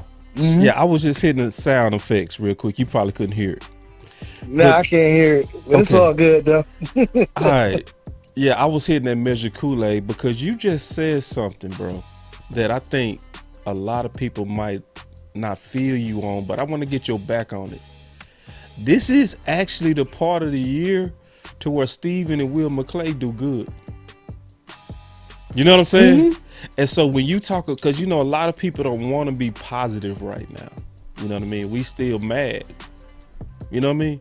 We mad at the games. We mad at not signing Bobby Wagner. We mad at the Schultz tag. We mad at Cooper. Watching these receivers be divas for $25 million, and we had a guy that was content with $20 million that was under targeted. Yeah. So we mad. But it's almost like being in a relationship, in my opinion, big dog. When your lady start doing stuff you've been asking her to do, but you still complaining, you the problem. You know what I mean? So you right. I want y'all to hear Tyreek out. This is the time of the season to where Steven and Will McClay do their thing. So yeah, this is the time to be positive. You right. Yeah, man, because right now we don't have no choice but to put everything in their hands because they don't did what they did before. As soon as this free agency started, and as far as signing and not resigning, we know what it is. We know what we got on the books right now, and we looking at it like a lot of us looking at it like we down. But if you down, the only way you can do is look up. You know what I'm saying? Because being negative about it is not going to change anything. You know what I'm saying? Thanks. We still have to have faith that, you know, our second year players a lot on this defense is going to take that major leap. You know what I'm saying? And overcome that sophomore slump.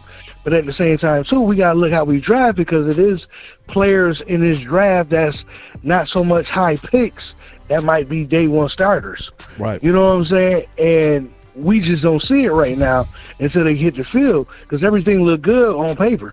You know what I mean? A lot of that stuff they was doing in college, some of them ain't gonna be able to do that in the pros. Some of the ones that's gonna be able to do that, hopefully we get them on our team so we can continue to compete. That's all I want to do is compete. All I want to do is protect our quarterback, have them standing up right.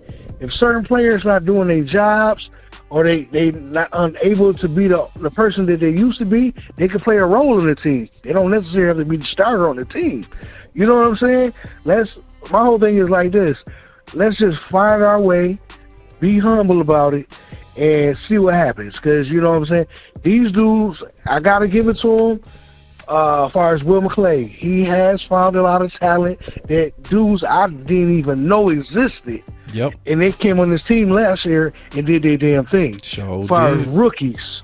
Yes. You know what I'm saying? Especially my man in the middle, number 97. I didn't know who the hell that was. You know what I'm saying? But he came in doing his thing. Yeah. Even though, you know, he kind of tailed off at the end. But I expect this year to do his damn thing because I know he was in that weight room. Right. And like my man Vosh Lombardi said, he ate that magical peanut butter. Man. You know what I'm saying? Like the rest of these players, and we're going to see something totally different. So it's like we got to give him a little slack. I don't like the way Baby Nurse Jones do business, all like that. You know what I'm saying? He's a shrewd dude. I get it, but that's just the way the organization right now. But at the same time, even throughout his shrewdness, he still brings talent in here. You know what I'm saying? Far as I gotta give him credit for Curse and Hooker. I gotta give him. Got give him to. his credit. Man, this is just measured Kool-Aid. Y'all better listen to Tyreek. Yoga fire. Yeah, He man, I giving gotta that give him measured his Kool-Aid, credit, you know bro. what I'm saying? This is measured. This is measured Yeah. Kool-Aid serving. This just facts, bro. Yeah, But man. hey, man, So it's like you man, know, you been talking a long we time, point our though, fingers, bro. but hey, it is what it is, man. Yeah, it is what it is. Let me take a couple of more calls, big dog, man. Me and you, All right, man. Cowboy Nation, y'all stay up, man. Boss Cowboy, you already know, dog. You the best, man. Man, appreciate it, man. This was a fantastic call. I got caught up. All right, that was Tyreek. And Coach Maul said, Keystone, boss, we have people to get the groceries. Can Kellen and McCarthy cook? Right. Yeah. The answer to that is no. In terms of Kellen Moore. Kellen Moore can't cook. He can't. You can get him the best groceries in the world. He can't cook.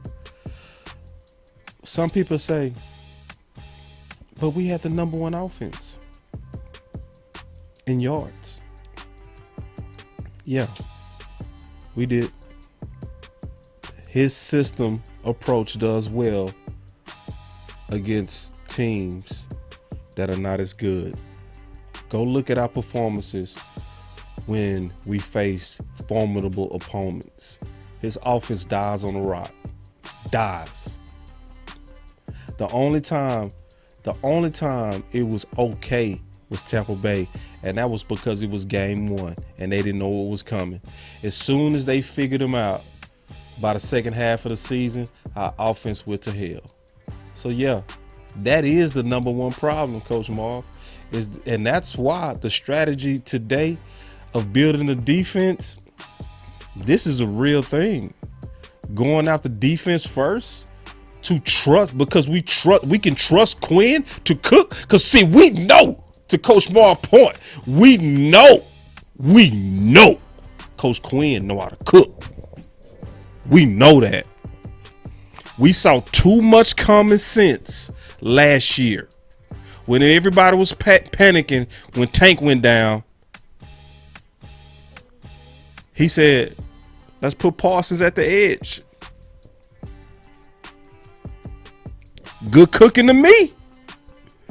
He had the vision for the 4-3 under. Good cooking to me. Smart cooking to me. He brought in all these guys with length for his scheme. Good cooking to me. He put the green dot on Curse. Good cooking to me. Cook, Quinn. Cook.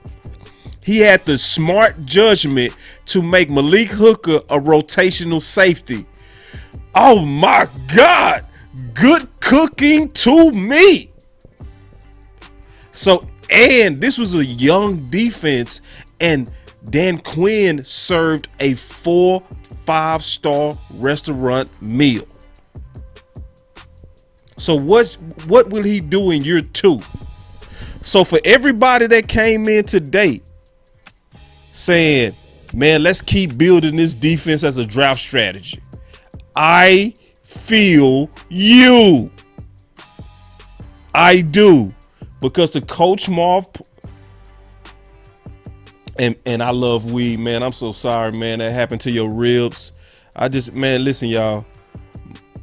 I love weed as a cool dude, man. He always in his channel, man, and he overcooked them ribs, man. Man, I know you mad. Sorry about that, big dog. You probably got caught up listening or whatever, man. But hopefully, man, you can throw some water in that stuff and kind of try to simmer it on back to where it's not burnt. And hopefully it's just right, man. Sometimes overcook is not overcooked, man. I just saw that comment, man. I hate when I overcook too, bro. I do. All right, I'm gonna take some more calls real quick. All right, so I got the call line back open. Take some calls because I love freestyling with y'all, man. Y'all make the show so much better. And then we go do some more draft stuff tomorrow. Boss Cowboy Sports. What's up, boss? What's up, Dar? You know who this is, right? Yeah, I just said your name. Okay. All right. I just want to make sure I couldn't hear you clearly because I'm at work and I want to call you while I'm free for a few. What's up? You know, I want to talk about this draft I'm getting ready to go to on Thursday. I'm all excited about it. I'm sad that I don't Yoga get to see fire. you though. You know? I know, man. I might be at the next Yeah, one. man. It's like, man, my family can't come out this year, man. I was kind of depressed there for a little bit, but Matt Owen's going to be out there. Camber's going to be out there. And I think Jay Tuck's going to be out here too and stuff like that. So, and then I think Dez says he's going to be out here too. So, I'm kind of excited for that.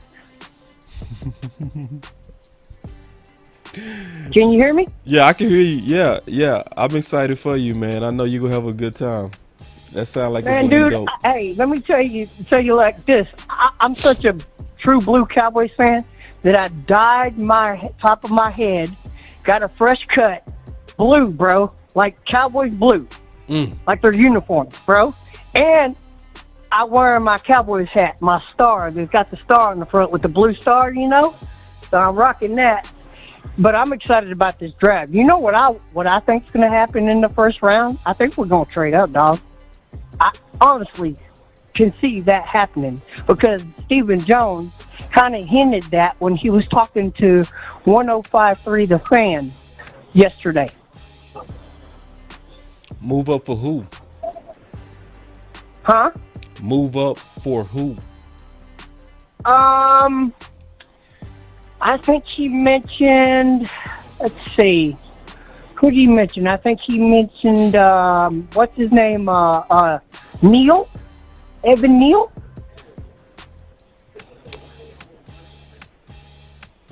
Yeah. I mean, Could you see that happening? I don't see Neil falling even close to 24.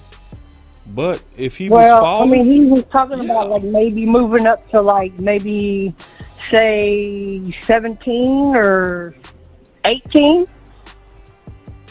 I doubt it. You think he would be in that range or no? Nah, I don't see him doing it. No?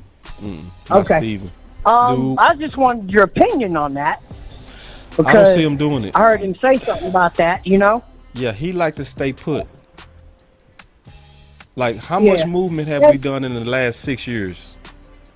Well, he hadn't done it that much. I mean, Steven's different, you know? Now, Jerry's the one that's a wildcat, you know? He a trade. Yeah, he's a horse trader. Yeah. Steven is Yeah. a accountant. But he did mention something like maybe in the second round, like maybe trading up into the second round. Yeah. A little further up, you know? Yeah, I did see him mention that because he talked about, I saw him talk about it both ways, where he said if you do move up, it got to be for the right guy, you know. But I think he was just kind of talking. But he did talk about the time that they moved up for Marcus Lawrence.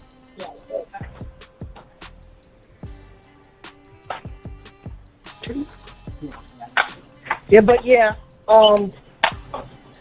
I can see that. I mean, because the reason I say that is because he was talking like maybe he will like trade up for like a receiver, because if they go guard or whatever in the first or whatever, so that's not working. That's I was just letting you know.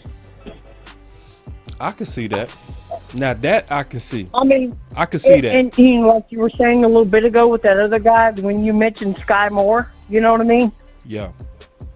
Remember I can that? see that. That I can see. That's the thing that we haven't really been talking a lot about. That, like, I think he would kind of fit with our offense because he can play in the slot and he can play outside. So, you know, I mean, what you think?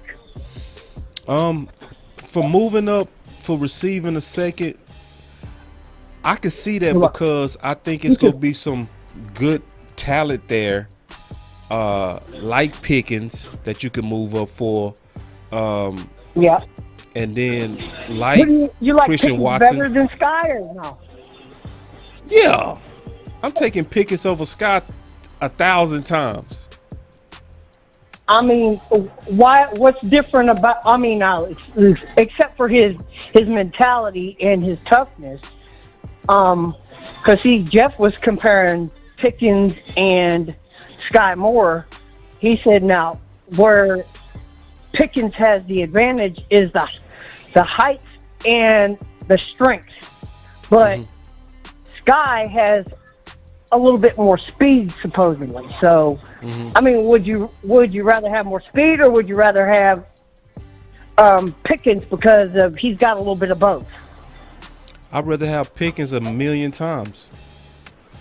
A million times. That's why I value your opinion. I mean, and I'm gonna say this as somebody who played corner, okay? Who had to defend these guys. It's harder to stop a Pickens than it is to stop a Sky Moore. Now, if Jeff would have been talking about the elite stops, that's where Sky Moore stands apart from everybody. His ability to start and stop is like no other receiver in the whole class, and that is scary to somebody who struggles stopping. If you're a corner who struggle with stopping, you scared of Sky. But overall, just weapon wise, I'm taking Pickens a million times. Yeah, I agree with that, brother. You know? Yeah. But I mean, I would be excited. I think, who do you think they're going to pick as guard wise? Do you think they're going to pick Zion over Kenyon if they're both there, or what do you think they're going to do? I think it's going to come down to be honest, I honest to God feel like it's going to be Zion. No, I'm sorry. I do Green. too. I think it's going to be Green. I'm sorry. I think it's going to be Green. This is why I think it's going to be Green. I think it's going to be Green because I think Stephen Jones is a budget shopper. So he's looking for a guy to be that perfect Band-Aid for left guard as well as tackle. And that's what you get with Green. You know what I'm saying? Versus what you get with Zion, you get competition with Travis, not Travis, I was going to say Travis Frederick, with Tyler, right? And you get an instant start at left guard. I think Steven is going to value tackle guard more than center guard. You know what I mean? So I think it's the position flex that's going to make him go with Green. And plus, I think it's some people that's targeting Zion early that's going to take him. You know, You're welcome. It's a lot of reports out there of people that's trying to get in front of us for Zion. And I think Green going to fall right in our lap. So. But I agree with you, boss, you know.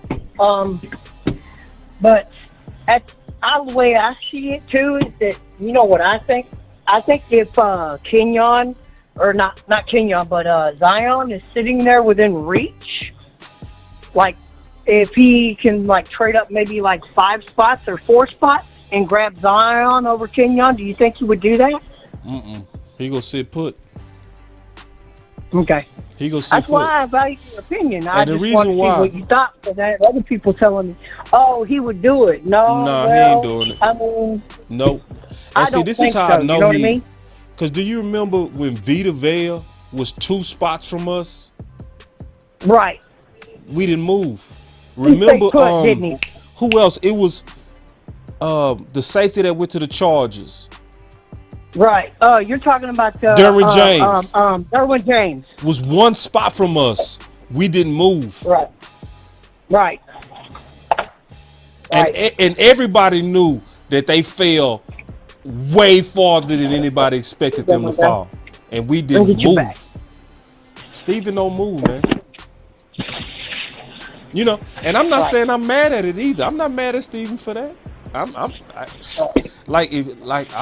Because I personally don't look at Zion and Green as the next Zach Martin. I think they just come in and they're better than what we have. Right. And they start, you know, and they start the learning curve of becoming professionals out the gate. But I mean, I've been very clear that it's guys that's gonna be 3rd rounders to me that could have a chance to play just as good. Like I already told y'all about Marquise Hayes. like all this flexing stuff, and this guy played tackle, this guy played guard, this guy played center, this guy played. How about a guy that played left guard 37 consecutive times? How about that? You know what I mean? A guy that you don't have to worry about getting adapted to the NFL left guard position. Marquise Hayes, that's all he been playing is left guard. Right. So, so I wouldn't panic if we didn't get Zion or King. I just wouldn't panic because there's guys that I see that's gonna mess around and be just as good potentially. Once the dust settle, I do have a feeling that some of these guys that's gonna be 3rd and 4th round guards go mess around and be solid starters. Right. So. I mean, but also I want to bring up another point that you brought up earlier. Weren't you talking about Nakobe Dean earlier, or I heard somebody talking about him or whatever? Yeah, I did talk about him. Yeah, I talked about him. I talked about Nakobe Dean, and I was talking about how he's a shorter guy that's measurable wise comparison to Zakoby McClain. Because some people get afraid of Zakoby because of his size. I'll be like, well, you can't be high on Dean and then scared of Zakoby because they the same size. And then another guy that's short but highly productive is Malcolm Rodriguez. Like Malcolm Rodriguez got the same amount of solo tackles as Dean and Zakoby has total tackles. Right. Jesus. Well, that's what I was saying, boss. You know, like, to me, I mean, like you said the last couple of shows or a couple of shows ago, you said ignore the measurables on Nakobe, right? Yeah. Right, okay.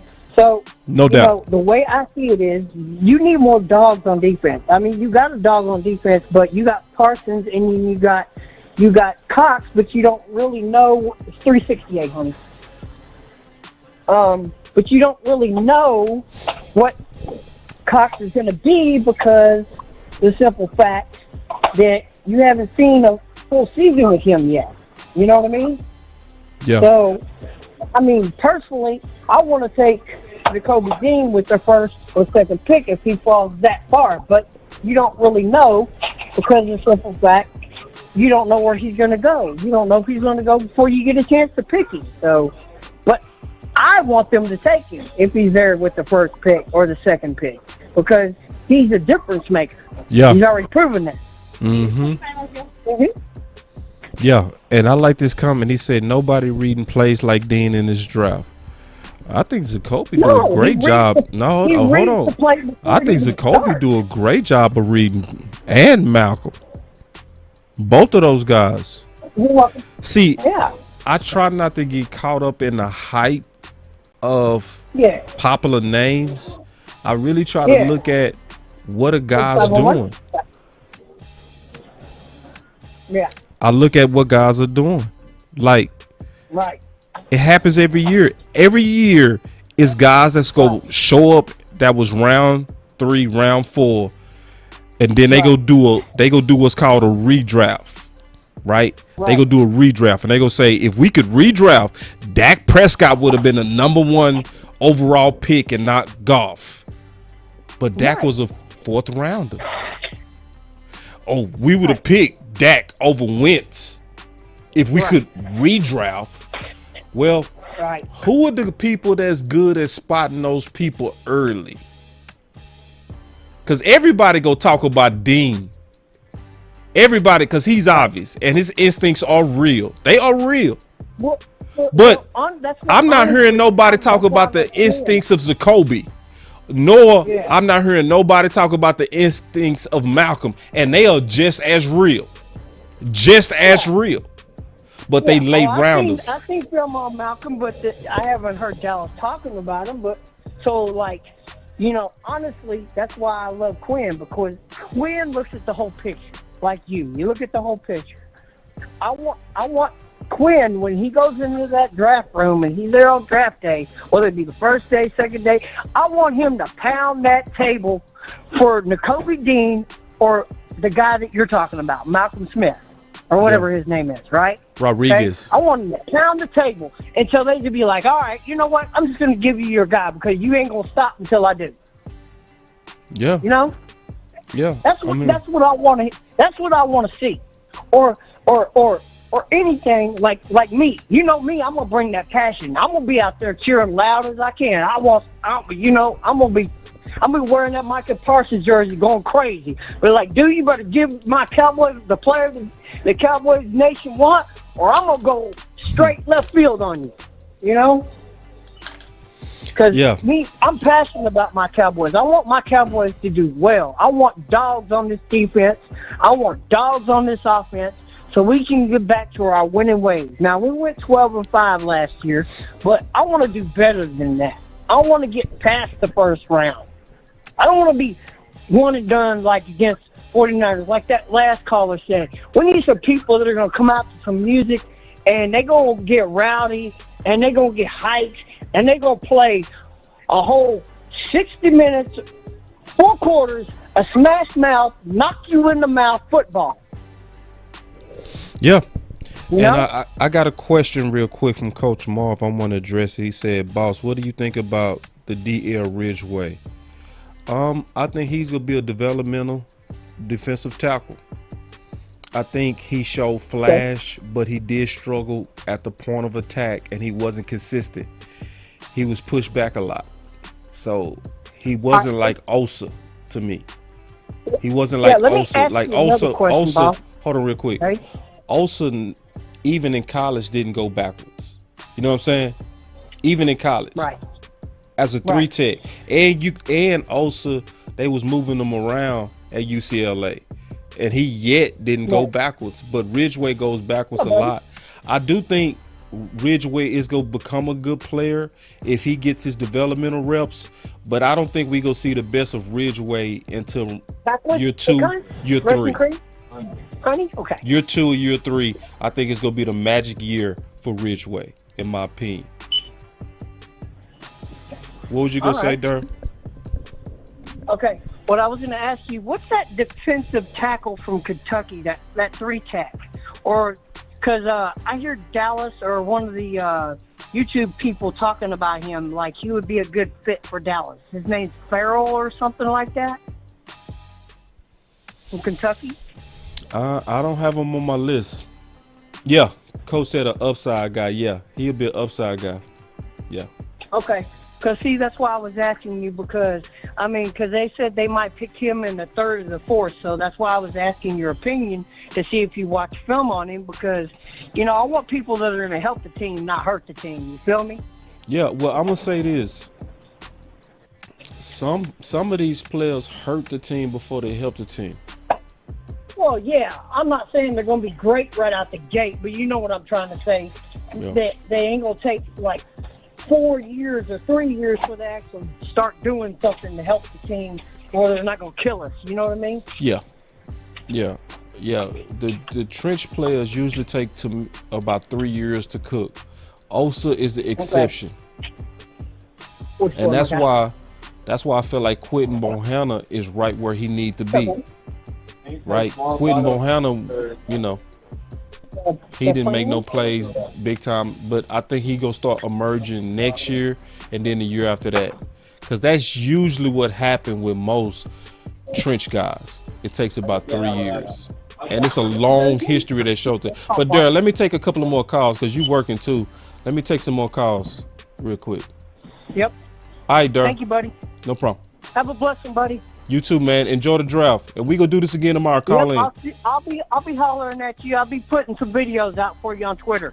Sounds good. I can't wait. All right. Take care. That was Durr. All right. So, before we I guess take another call, I do want to let y'all know that I do have one more update coming in the Boss Cowboy Guide. So even if you purchased the book, when you check the book by Wednesday, it's gonna be totally different because I'm getting ready to change up some of those ranks. Because obviously I've been doing a lot more research. I've been going back and forth a lot. So the Boss Cowboy Guide, the book is getting ready to change. It's gonna change. The ranks are gonna greatly change. So check your books. For those who purchased the book, check your books Thursday morning, and you gonna see totally different ranks. And I'm gonna be posted on Twitter as well as YouTube, my official order of all the positions. Because at this point, I'm at the end of it, and it's time to really put it out there. All right. So I don't see anybody calling in, so I guess y'all content. Y'all have had enough. Y'all can't hang. That's cool. Everybody can't hang. Everybody can't talk football 24/7. And, you know, it's just like that. It's cool. I forgive y'all. But I did want to tell y'all, this is gonna be obviously a big week of us drafting. We still got a couple of more draft scenarios and assumptions to draft from. So we did offensive ego. We did building the defense today. We did traditional BPA. We need to do again load up on picks because I let y'all down on that. We still need to draft for pure need. Stop the run. We also did dogs. We did the dogs draft today. The last one we go do is the 30 visit. Okay, because that's the drafts that's gonna be likely the most realistic draft, because it's gonna be based on who the Cowboys have told us who they believe in. That's why they brought them into the 30 visits. So we go save that one for last, but we go do another draft show with calls tomorrow. So y'all come back and let's keep this going. And it's gonna be more and more content, more and more production slides, more and more, you know, aids to really kind of help some people even learn some of these guys, because I know a lot of y'all already been deep into the film and stuff like that, but not everybody has. Not everybody, you know what I'm saying? So for those who try to get into the process of studying and researching these guys and potential candidates for the Dallas Cowboys, we're gonna make that much easier for you now, all right? And going forward, this also gonna make it easier next year, because we're gonna start the process with clear illustrations of these guys' productions and stuff like that. Hold on real quick, let me see. Yeah, see, D-Block, you keeping it real, bro. I feel you on this, D. Yeah, the stakes are high. Yes, I heard somebody say, "Oh, I'm cool." Nah, bro, I'm not cool. Even though the track record of Stephen Jones and Will McClay are excellent, I'm still nervous because this particular draft, they gotta get so much right, because they going into this draft with pure needs, which really they haven't done. They haven't went into a draft with needs in a while, but they got clear needs in this draft. To the point Stephen Jones even started talking about, well, you know, if we don't dress it, there's a second wave of free agency. See, I never even heard him talk like that. To where you got to go back into the bargain bin because you didn't feel your needs in the draft. That's also a clue that they gonna be very aggressive on BPA. When he say stuff like that, that's telling me they're not gonna reach for need. They're gonna be more BPA. And if they're more BPA, it's gonna come out good. Cause I say this, I think our best draft on this show was the BPA draft. The BPA draft was nuts. Bro, that BPA draft, man, that's a Super Bowl draft right there. It took care of everything. Jermaine Johnson out the gate. Jahan Dotson, number 2 receiver. Tyndale, our linebacker need. Marquise Hayes, our guard need. Jalen Watermeyer, our tight end 2 need. Jameer White, running back of the future need. Danny Gray, competition for the number 2 receiver. with Dotson. Jacoby McCain. Also competition in the linebacker room. And then Neal. To me, that was our best draft. BPA. And I think that's how Dallas needs to approach it. To where let's get the players that are just the best players. And if we don't fill all our needs, then we got some more shopping to do. After the draft, we got to go into the second wave of free agency and start bargain hunting. I would rather they do that, honestly. I would rather they do that instead of reaching for a need. Because I always say this, never purchase a 4-year investment for a 1-year need. I'm going to say that again. Never make a 4-year investment for a 1-year need. And that's what a lot of us want us to do. We go want to pass up. That's why when people like Jermaine Johnson fall, I get them without question. I don't care what the strategy was in the beginning. Oh, offensive crazy. Let's go offensive ego. Jermaine Johnson fall, forget that. Jordan Davis fall, forget that. Forget that strategy. We're going to move down. Let the right person fall. Okay, forget that. So, no, but we got a big week, man. Obviously, we going to be loading y'all up. So keep y'all notifications on, man, for real. And make sure y'all also share the content. That's the key. Y'all been doing that, and y'all continue to do that. I always appreciate that. It's because y'all know we put in a lot of work to give y'all some good content on this channel. So definitely do it on YouTube. Hit that like even before y'all hit that like even before y'all jump out the show. But man, this is Boss Cowboy Sports, man, where your voice matter. And then also thank everybody who continue to put into the Cash App to support Boss Cowboy Sports. So y'all look at tomorrow. Tomorrow's gonna be just like today, except we gonna have a lot more film. Okay, because I have to tomorrow. I want to give y'all the breakdowns by the film of Malcolm. I want to show you Jacoby, right? And then compare his instincts to Dean and just see like how far apart are they, right? Is it that big of a difference, right? We gonna let the film answer that question. It might surprise you. But yeah, it's time to put the last bits of film out there before I give y'all my official and my final ranks, and so obviously following us, you go get the best. We also go be Voltroning with Big Game James and Law Nation on Thursday with the OC. So it's gonna be a big draft week, man, and then the draft day itself is gonna be fire. But y'all know what it is. Y'all stay up and y'all stay with Boss Cowboy Sports. Peace.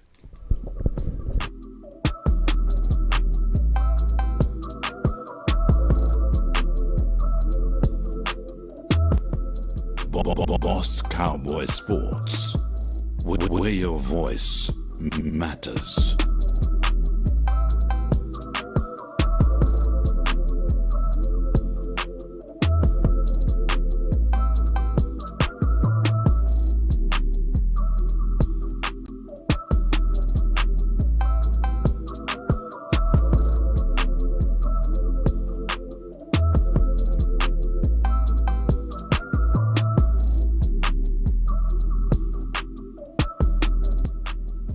Boss Cowboy Sports.